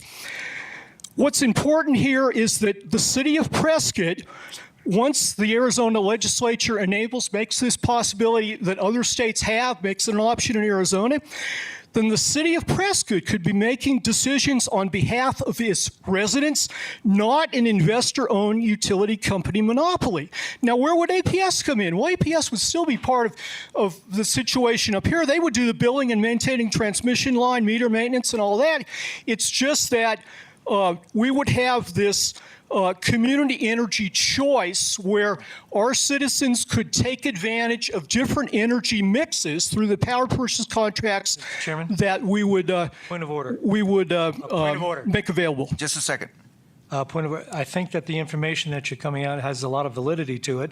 And if you've submitted those comments to us, have you emailed us those comments yet? You just got them? Well, if you would please email them to us, I think that that would be far more effective to Right. allow us to study them rather than listen to you just recite them. Okay, well, I'm If just it's going in this year and out this I'm year. just about done. Anyway, basically, that's a summary of what my 4 pages of comments say, or at least part of Forward to that. reading them. What's that? I look forward to reading them. Okay. Finally, and I realize that maybe my time is about up, but I just want to point out that there's some wild stuff going on in the world. And I mean, you can think back to Houston getting like 50 inches of rain in 24 hours a few years ago. You can think of Pakistan, a third of it underwater. Last summer, something wild happened in Phoenix. Phoenix average temperatures in the month of July were 103 degrees Fahrenheit. That exceeded by 4 degrees the previous all-time record. It wasn't just a tenth of a degree or 2/10. It was 4 degrees. Something is wild going on. All right. So we need to be prepared here in Prescott for the last thing I want to say. This is a goal that I'd like to see added. All right, can To you the plan? can you shorten it up because Okay, We've give me taken up a lot 30 of words time. here. To prepare for dire climate extremes, after assessing the risks, the city of Prescott should take steps to protect its most vulnerable residents and communities they live in, and have facilities, procedures set up to help them cope with extreme heat events, flood events, drought events, or whatever. And my comments get into some Thank you. details. Thank you. thanks. Chair? Thank you. Yes, Mary. Mary Frederickson, and I'm sorry, sir, I did not catch your name. One speaker back? Stephen Cook. No, one speaker back? Yes. Greg. Gary Bevan. Gary, sorry. Gary, thank you. And I just wanted to make a comment, the last thing you said about maybe having a group that, or a committee that could track the progress of things, action items from the general plan. And I just wanted to point out, Tammy's mentioned this to us several times within the course of the last year or two, that is part of their plan, is to have a tracking mechanism for the various action items to do the very thing that you mentioned, which is to keep the city on track, that the plan doesn't just sit on a shelf, but is in fact an action plan. I just wanted to bring that up. Thank you. Yes, we'll have an implementation section in which we have a spreadsheet with all the goals and strategies, with who's responsible, timeline, and when it's complete. So every year when the council starts doing their strategic planning and such, we're going to remind all the departments, remember these, and we'll make sure that they are reminded about it. Exactly. Thank you. Okay. I have just a few comments on what the last discussion was about. And I agree with Tom. It would have helped if we had received the email. I know you just got it, but before, give us a chance to read through it. But a few things that came to mind, and I'm sure you were talking about renewable energy such as solar, since Arizona has so much sunshine. The thing about renewable energy, and I have a second home in Colorado where they do quite a bit of renewable energy, is that I've not seen electric rates go down at all. If anything, they've gone up quite a bit with renewable energy. Here in Arizona, we're blessed with the largest nuclear power plant in the country, Palo Verde. And that, I think, does more for reliability and lower costs than any of the renewable energy alternatives. In Texas, where they went real strong in renewable energy, in February of 2021, they had that big cold spell. And yes, hot spells kill a lot of people, but also cold spells do. And in fact, worldwide, cold weather events kill 8 times as many people as hot weather events. And in the state of Texas in February of 21, when they had that cold weather event and the renewable energy was failing them, they had an increase of 800 deaths due to that cold weather event. So once again, cost-benefit analysis and also reliability of what we're trying to encourage. We don't want to give up reliability, and we don't want to make it so expensive that it's not affordable. Do we have any other comments on that? So just as a reminder, also for the public, so after July, when we have the final draft, because you guys are recommend have a draft done, then we have a 60-day comment period for the public. So that's where we're really going to be taking in the public comment for any proposed additions that we'll go over with this committee in September at the end of the 60-day comment period. So just to throw that out there. So Ralph. we are collecting all the public comments we're getting now, and I have been trying to send you guys when I get it, but I got that one yesterday and then had to go to city council, and I was there till 7-something last night. So Yeah, Ralph Hess, just a comment on that. Yeah, we're going to have the ordained public comment period later on, but I think it's really beneficial to have the public input at the formation period when we're first putting this thing together, because it's much easier to incorporate those public comments while we're looking at it being formed, rather than as public editors after we've looked at something that the committee has pretty much decided is a good product. And- So I yeah. appreciate the public comments that we're getting now, and I look forward to public comments as we're going forward. Yep. In addition to that defined public comment period. And one other thing that came to mind was a comment about Phoenix having an average temperature of 103 degrees. Was that last July? Everyone is familiar with the term heat island effect, and Phoenix is also known as a concrete and asphalt jungle, where all that asphalt and concrete absorbs heat all day long and then radiates it all night long.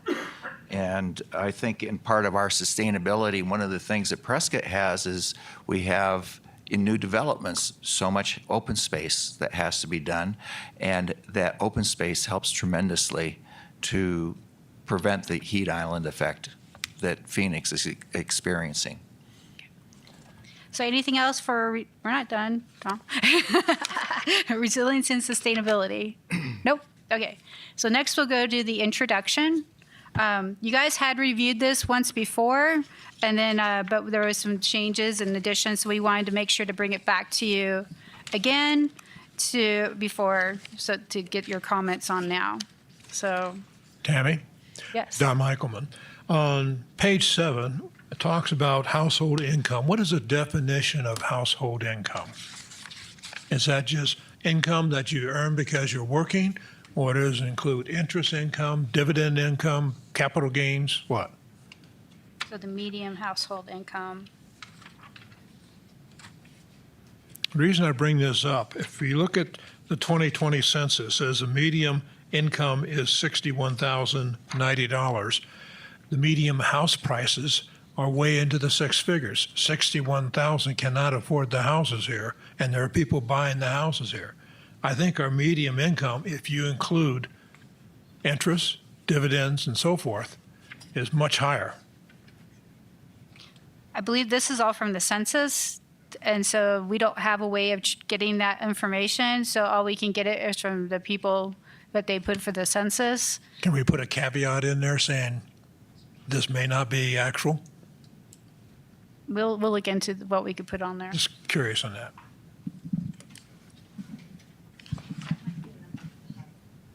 HUD. Oh, I was informed that this is probably a number from HUD. Hence why nobody can afford houses here except us that work here can't afford to live here. Workforce housing is different than, say, someone moved here from California. Yes. Retired, but generates $200,000 a year because of investments. Yes. That's income. Mm-hmm.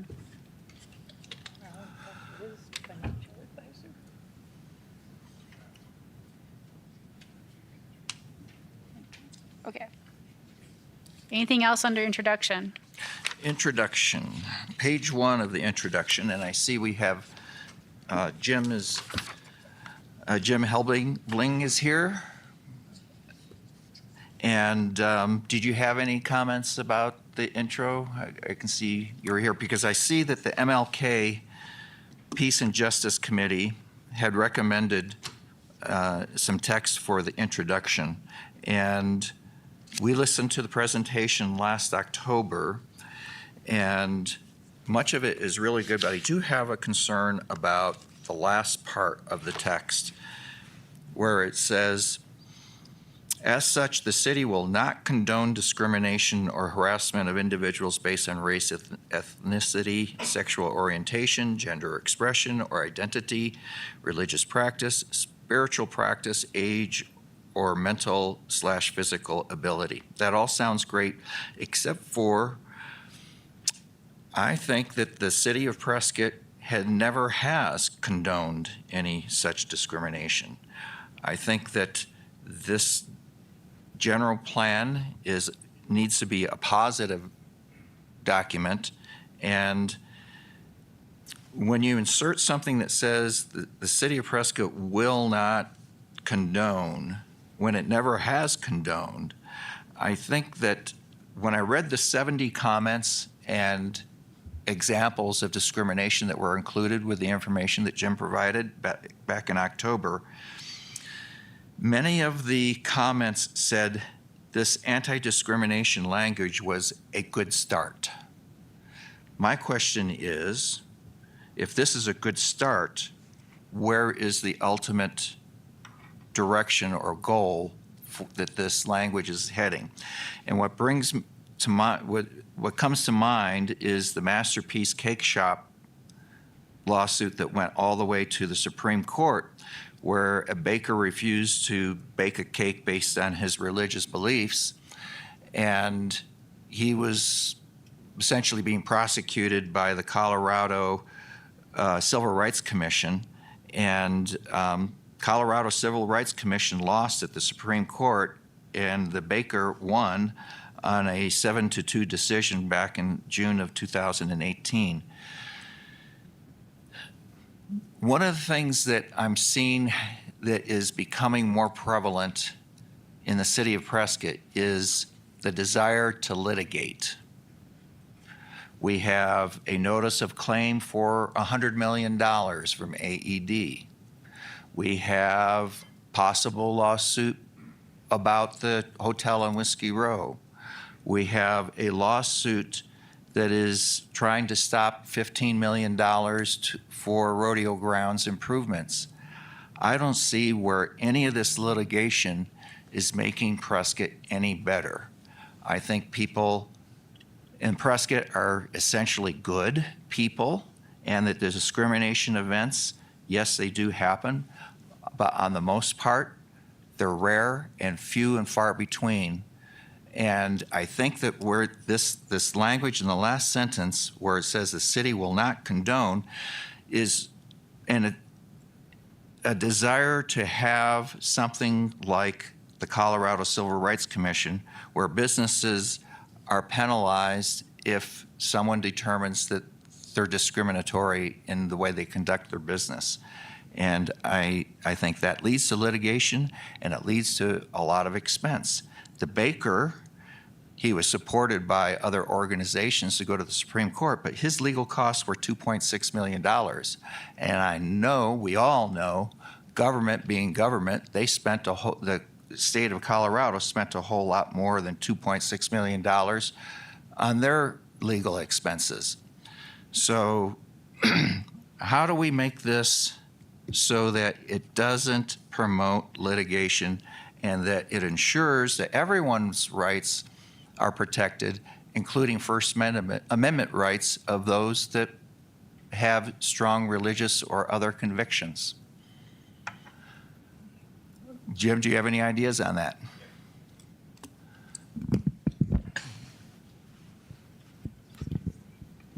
Hi, I'm Jim Helbling. I'm here representing the Prescott Martin Luther King Peace and Justice Committee, along with my friend Robert Chigog. And the impetus for us requesting this language comes from personal experiences of members of our committee that eventually led Robert and I to put out the survey that I presented last time. And so we know of firsthand accounts of people in Prescott that not only have been discriminated against, but they feel unsafe. And so I went through the comments for the survey that I discussed with you last time, and identified 10 comments where people say that they feel either unsafe or threatened in some way. And there is definitely a perception of Prescott, outside of Prescott, that says that this town condones discrimination, that this town is racist. We hear from people that are speakers that come up from Phoenix for the Martin Luther King celebration. When they tell their friends that they're coming to Prescott, and their friends say, "What? Are you crazy? You're going to go up there? You're going to get shot." So there's a perception out there that Prescott does condone discrimination, and that Prescott condones some racism. I'm not saying it's everywhere, but there is racism out there. And so I'd like to read one of the comments that I just mentioned. I've highlighted the 10 of them. I can leave them here for you if you want to look at them. So this comment I want to read says, "I am a lesbian woman, and I always feel very nervous about holding hands with a same-sex partner in public in Prescott. I know of many stories from my LGBTQ friends of being called slurs and facing discrimination here, and it makes me feel unsafe. I also face a lot of sexism here.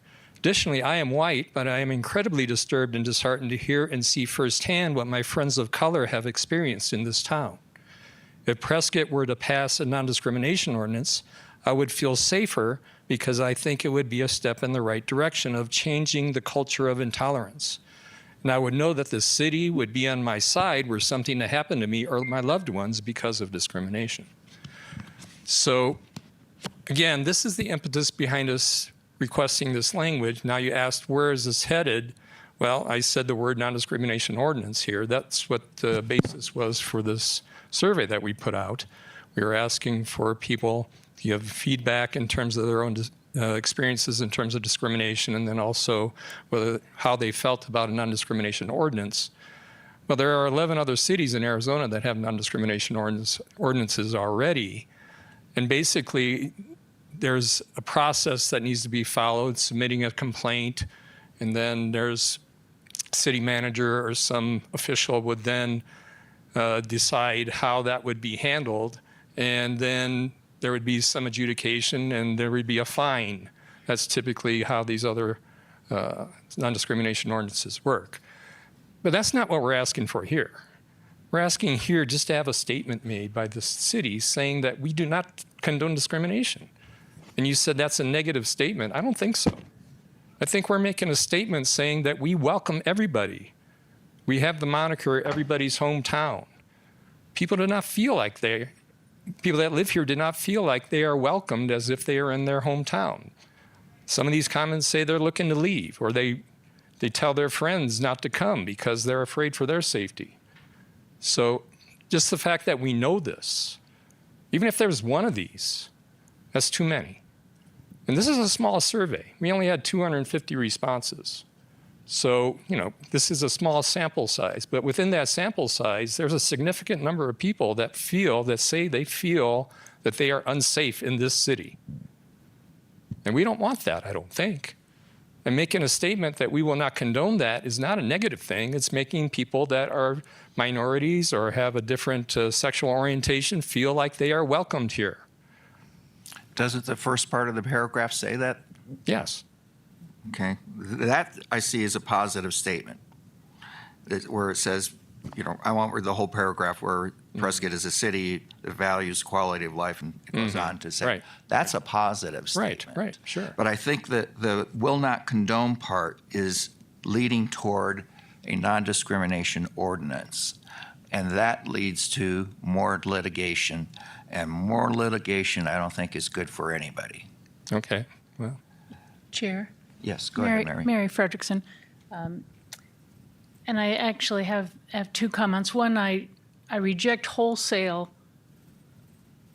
your assertions there about the city of Prescott and racism or homophobia or any of the monikers you might want to put on.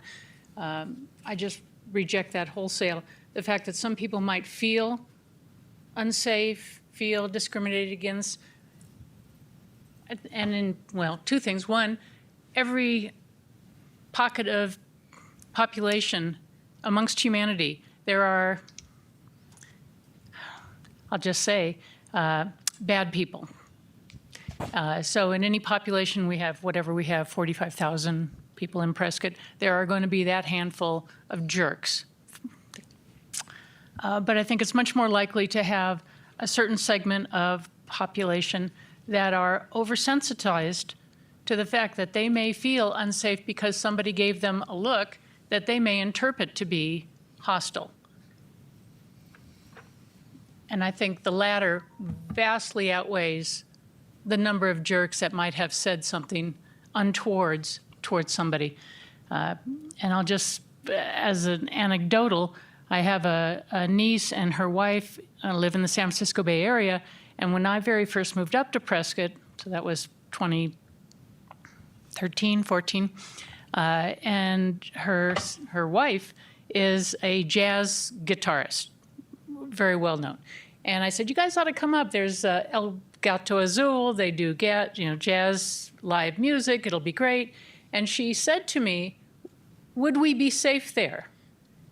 And I was just flat out blown away that she would say something like that. I said, what? Anyway, just because there's the perception doesn't mean it's reality, and I reject the idea that it is reality. And I understand difference of opinion. Let me get more specific about this language, and I would only say that if, as it is included here, if it is included and people actually read this thing before they vote on it, you're going to have a lot of people rejecting the aspect of the gender expression or identity as included within the subset of peoples that Prescott has not and will not condone discrimination of, only because that is an active, ongoing issue right now in regard to women's rights and the loss of women's rights for private space. Locker rooms, bathrooms, shelters, prisons.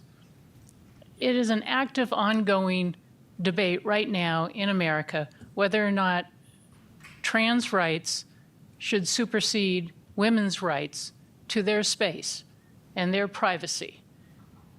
And I think if you include that language here, gender expression or identity, you're going to get a lot of pushback in this area, and frankly, I would think any area, to say that we should elevate that. And that's what I have to say about that. Thank you. Yeah, so I don't have any data regarding what you were just talking about, but I think those cases are so few that you have a trans person that wants to be in the same bathroom or in a locker room with, that they have to provide special accommodations for this one trans person. It's such a minor issue overall that's been blown up to be politicized and to push back on the LGBTQ community. These people didn't have a choice in how they were born. And again, we're talking about an item that is hotly debated, and I think conflating it with issues of lesbian, gay, bi and throwing in the T, there's also the debate whether or not the community of lesbian, gay, bi need to look at whether or not embracing trans rights to the extent that it's been pushed is a valid thing or not. And this is way beyond what we need to be talking about here. But I'm sorry, you pushed a button with me with women's rights, and it's being eroded by trans rights. So I think this would be a mistake to include that part. Rod? I agree with Mary, and I think what it comes down to is I don't want the plan to seem to imply that the city has any control over how people feel. We have the ability to regulate assault and battery, but not how people feel. And the fact that, as Mary said, they feel like they're not safe does not mean that they are not safe. Ralph? Yeah, I have a couple things. Ralph Hess. The language here is not unique. As Jim pointed out, there are 11 cities within the state that have ordinances, and I'm not familiar with all 11 of them, but I'm familiar with Scottsdale's, and Scottsdale is different than Prescott. I recognize that. I've lived down there, and I've lived here. And the language that's proposed here is the same language that's in an ordinance. And that is a provision that could result in some type of litigation if there's a violation of the ordinance. I don't see how how this language would spur any additional litigation that would not be initiated if someone were to discriminate against another individual absent this language. So with regard to the concern over including this into the general plan as running the risk of spurring additional litigation, I don't see it happening. And you could ask the legal department, I guess, if you want a second opinion on that. The other concern I have is we claim to be everybody's hometown. And are we really everybody's hometown? If you're concerned about putting in language that says that we're not going to condone discrimination, and you don't want to have that in there, what do you want? What kind of discrimination do you want to condone? What individuals within this community are not going to be entitled to the respect and recognition of as the humanity of every other human being? Ralph, I think I have the answer to your question. And the answer is the city of Prescott has never condoned discrimination. Exactly. Okay, and I wanted to comment on that. If there's a city, if you recognize or believe that the city of Prescott has never ever experienced any discrimination, then what's your objection? That's not what I'm saying. I'm saying individuals can just have, obviously from the 70 examples you gave us, there are individual circumstances where discrimination may have occurred. But it's very similar to your comment to Mary about the transgender in the women's spaces. It happens so few and far between that does it really need to be addressed? I think Prescott is a welcoming city to everybody, as the first part of this paragraph states, and that's a positive statement. It's the last sentence of this paragraph that I think that people have difficulty with, because it's in the 36 and a half years I've lived in Prescott, I've never once witnessed the city of Prescott condoning discrimination ever. You're also a white male. But that doesn't mean I don't have the ability to see, hear, and read. It would be in the newspapers. If somebody was being shot because of their race or gender, it would be a front page headline in the newspaper. My name is Robert Chagag. I live at 3040 Pine Drive. I've owned that property since 2000. I retired here in 2006. And in my time in Prescott, I have experienced discrimination because of my race. Have experienced discrimination because of my sexual orientation. Simply because you don't see it does not mean that it's not there. And we have in our society what we call de facto and de jure laws. And de jure laws are laws that are on the books that are to protect a class of people or an item. De facto laws is what actually happens in the community. And I'm telling you that this is happening. I think that by putting this into the charter, the city is becoming proactive so that we are building a culture where everyone is welcome. There are presidents of universities and there are football coaches who have lost their jobs because they did not create a culture to protect their players and the students on their campuses. And I really wish you could live a day in my skin. And if you could, you would not be saying the things that you're saying.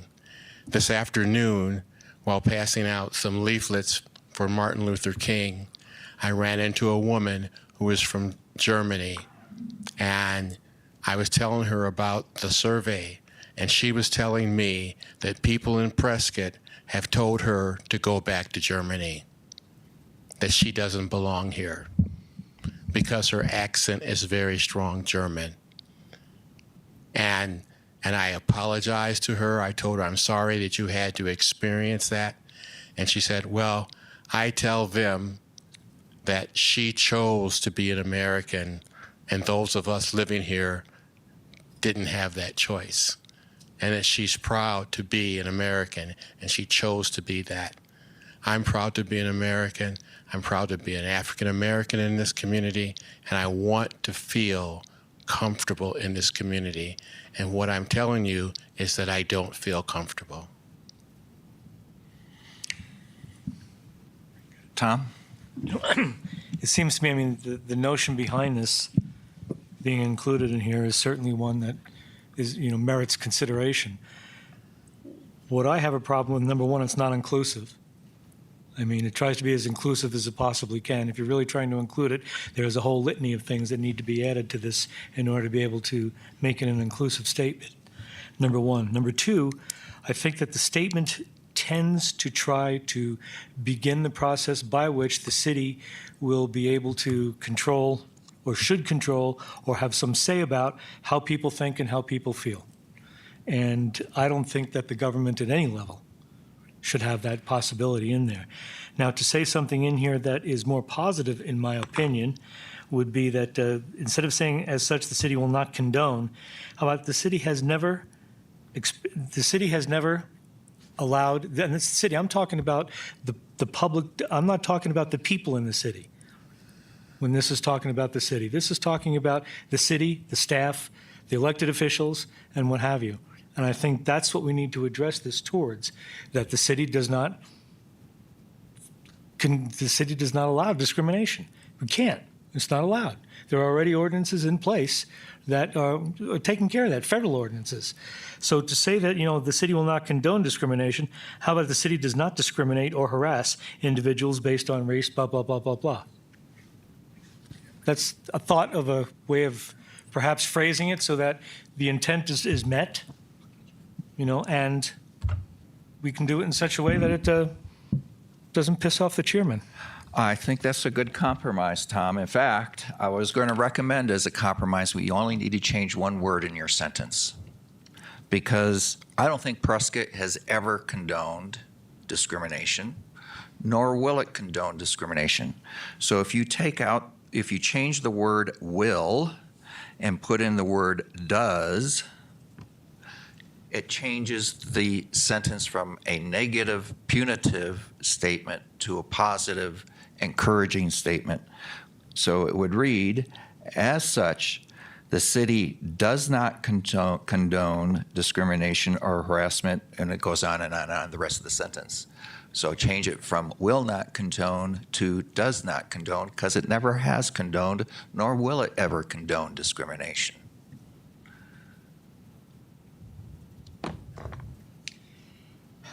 Does that sound like a good compromise? No. It looks like that's probably going to be the best we're going to get.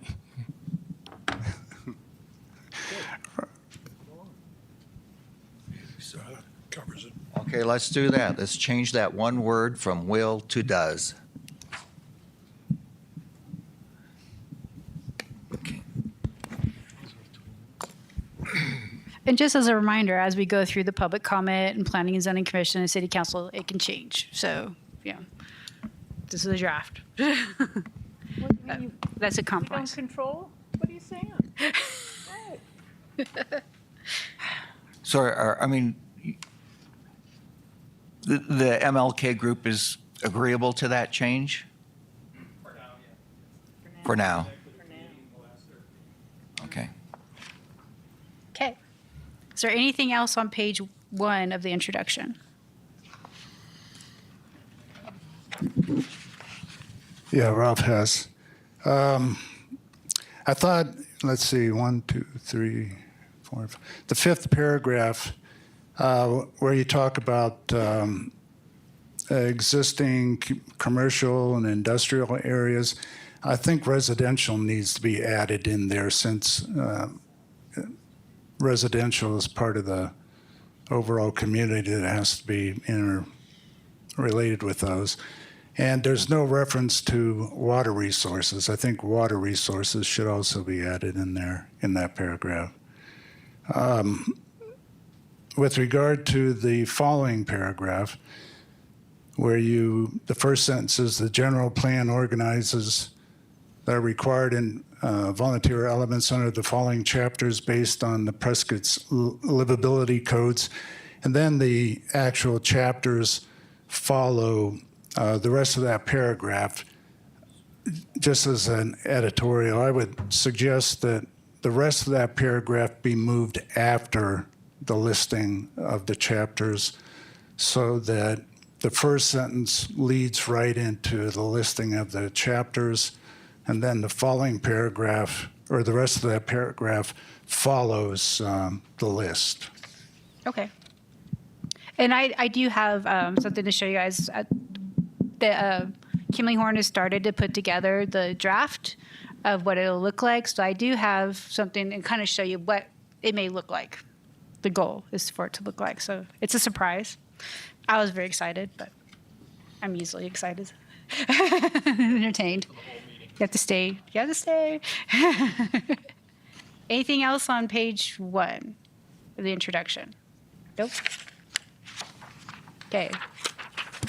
We're on to physical setting and history. Not a whole lot. That's kind of from the last plan.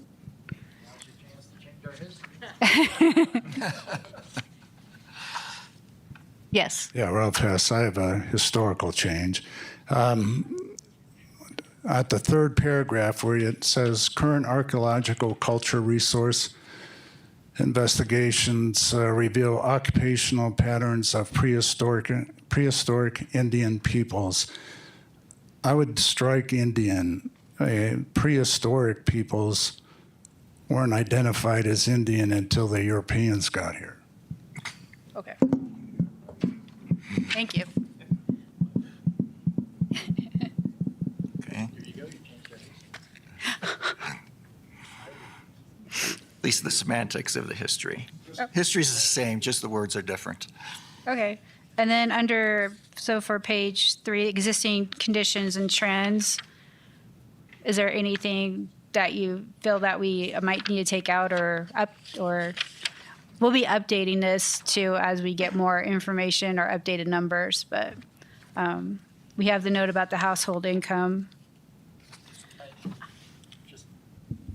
a quick note on some of the numbers that appear to come from census data. That gets updated every year about July, so we'll have new numbers to add into it in July.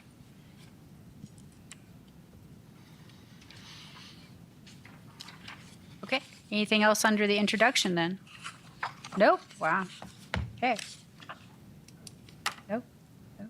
Go once, twice, Really? okay. Wait, Unbelievable. oh, wait, oh.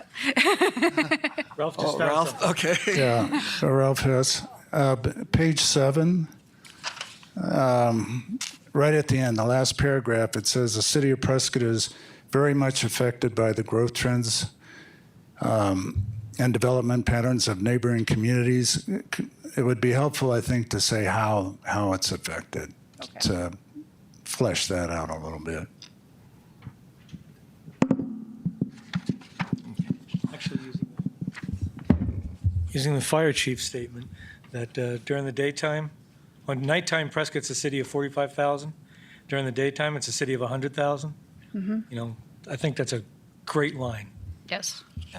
Oh, and I had one question about page 5, and you have it highlighted, so I think that's probably indicating you're going to change it, where it says, 2020. yeah, 2020.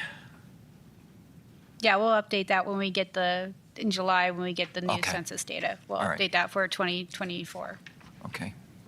Just so you know, I'm not playing Sudoku here. I'm actually reading. Sure. Sure. Okay. Any other questions, comments about the introduction?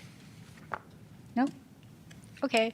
If you could bring up the new plan draft.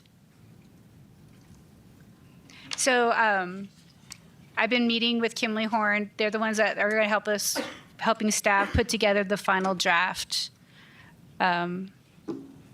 And so they put together a sample of what it's going to look like, or the format of it.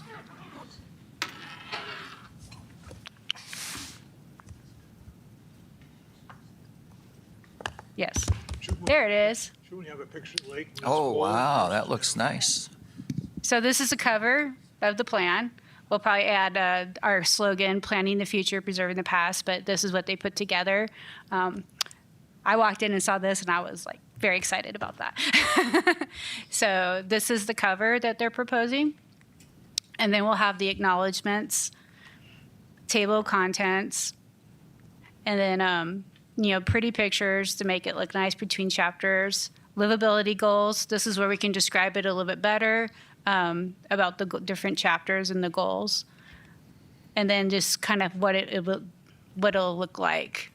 So we'll have lots of pictures, color, the font broken up. It's not going to be a standard document like you've been reviewing.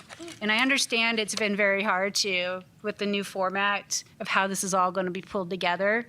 That's why we're very excited to have someone to help us to make sure it all flows very well. So One thing I write a number of blogs, and it's about home improvement, but nevertheless, though, one of the things is to get people to read them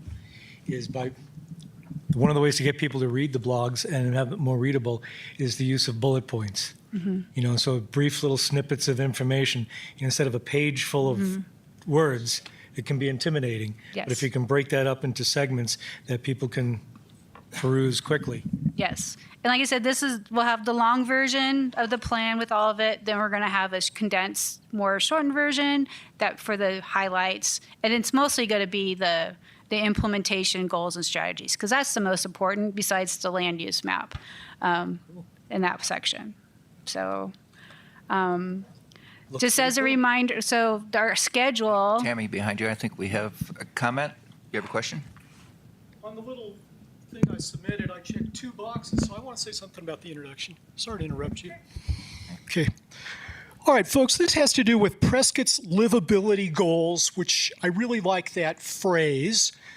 But I, too, apparently like Ralph, was a bit confused when I came to the, after the sentence there at the bottom of page 1 of the introduction. This general plan organizes the required and voluntary elements under the following chapters based on Prescott. Wait. What page are you referring to? Page 1, introduction. Okay. Okay, it organizes these elements under the following chapters based on Prescott's livability goals. So I fully expected maybe a little box, that presented Prescott's livability goals or something like that. And in conversations with Ms. DeWitt yesterday, it became pretty clear that those livability goals are these chapters, beginning with resiliency and sustainability and so on. And I like those words, but the problem is they're just way up there in the stratosphere. It's just like top down, whereas I'm really, okay, but no, I did not see that. And I was going to say I like that. Okay, I like it, all right? But being sensitive to what Jim and Robert said earlier about their feelings and discrimination and all that stuff, I feel that we need to have some livability goals that are sort of like bottom-up things, that they're from the perspective of the individual. And we need a lot of them. And it wouldn't take much. I've done a fair amount of work here. The 4 pages of comments that I presented, I've put probably 2 or 3 hours into writing out 20 livability goals. I went through. Okay. All right. We have not received your email yet. I understand that. Give me a minute or so. Okay, you'll get them. Okay. Okay, try to keep it concise, please. Right, I will. Okay. But the basic idea is that from the point of view of ideally, what would those of us who live in Prescott want to feel, were livability goals? The first one in my list of 20, Are you going to go through all 20? No. Oh, I was Give me going to a leave. chance here, okay? All Prescott residents should expect to live in a safe environment, which is exactly what our friends were getting at. And it goes on, they expect to have, clean air to breathe and safe water to drink and so on. Anyway, take a look at these goals because I think that it gets us down to a level that connects more with the individual, not this pie in the sky thing about resiliency and sustainability, which incidentally I like.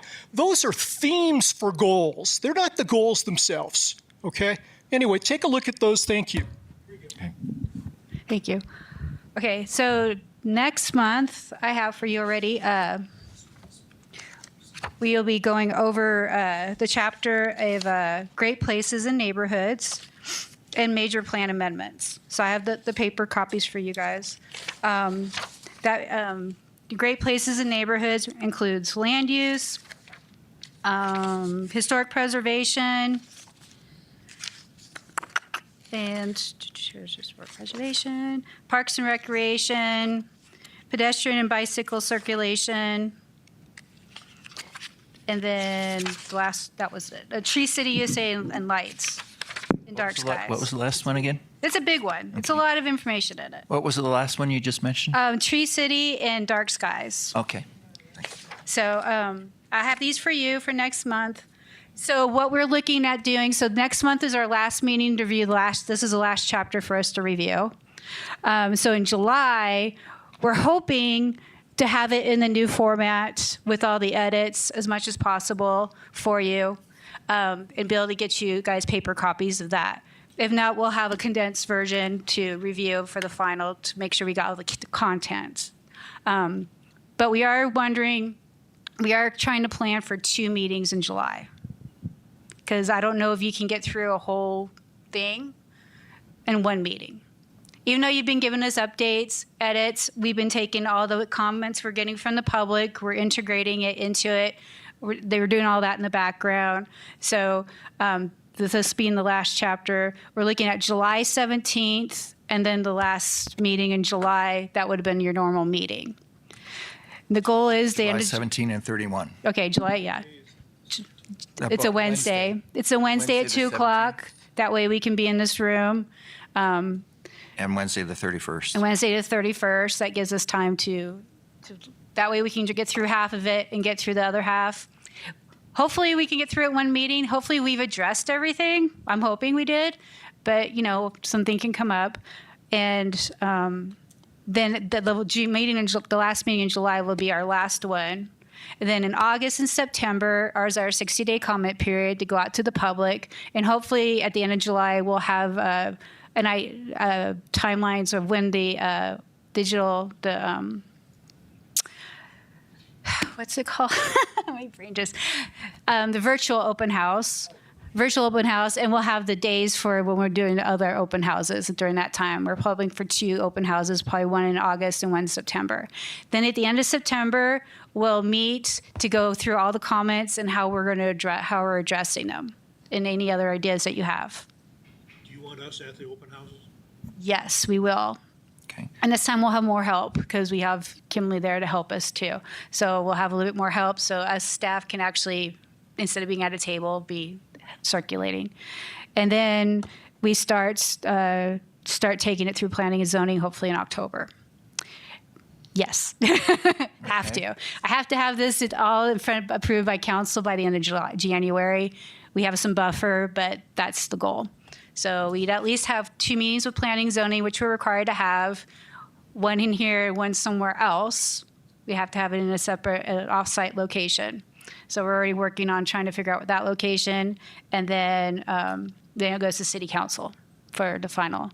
And then after that in February, we'll get you guys back together to go start getting the information to spread for being ambassadors to the plan. That's kind of our goal right now. That's the timeline. Okay, next Not meeting busy at all. is, our next scheduled meeting is Wednesday, the 26th of June? Yes. Okay.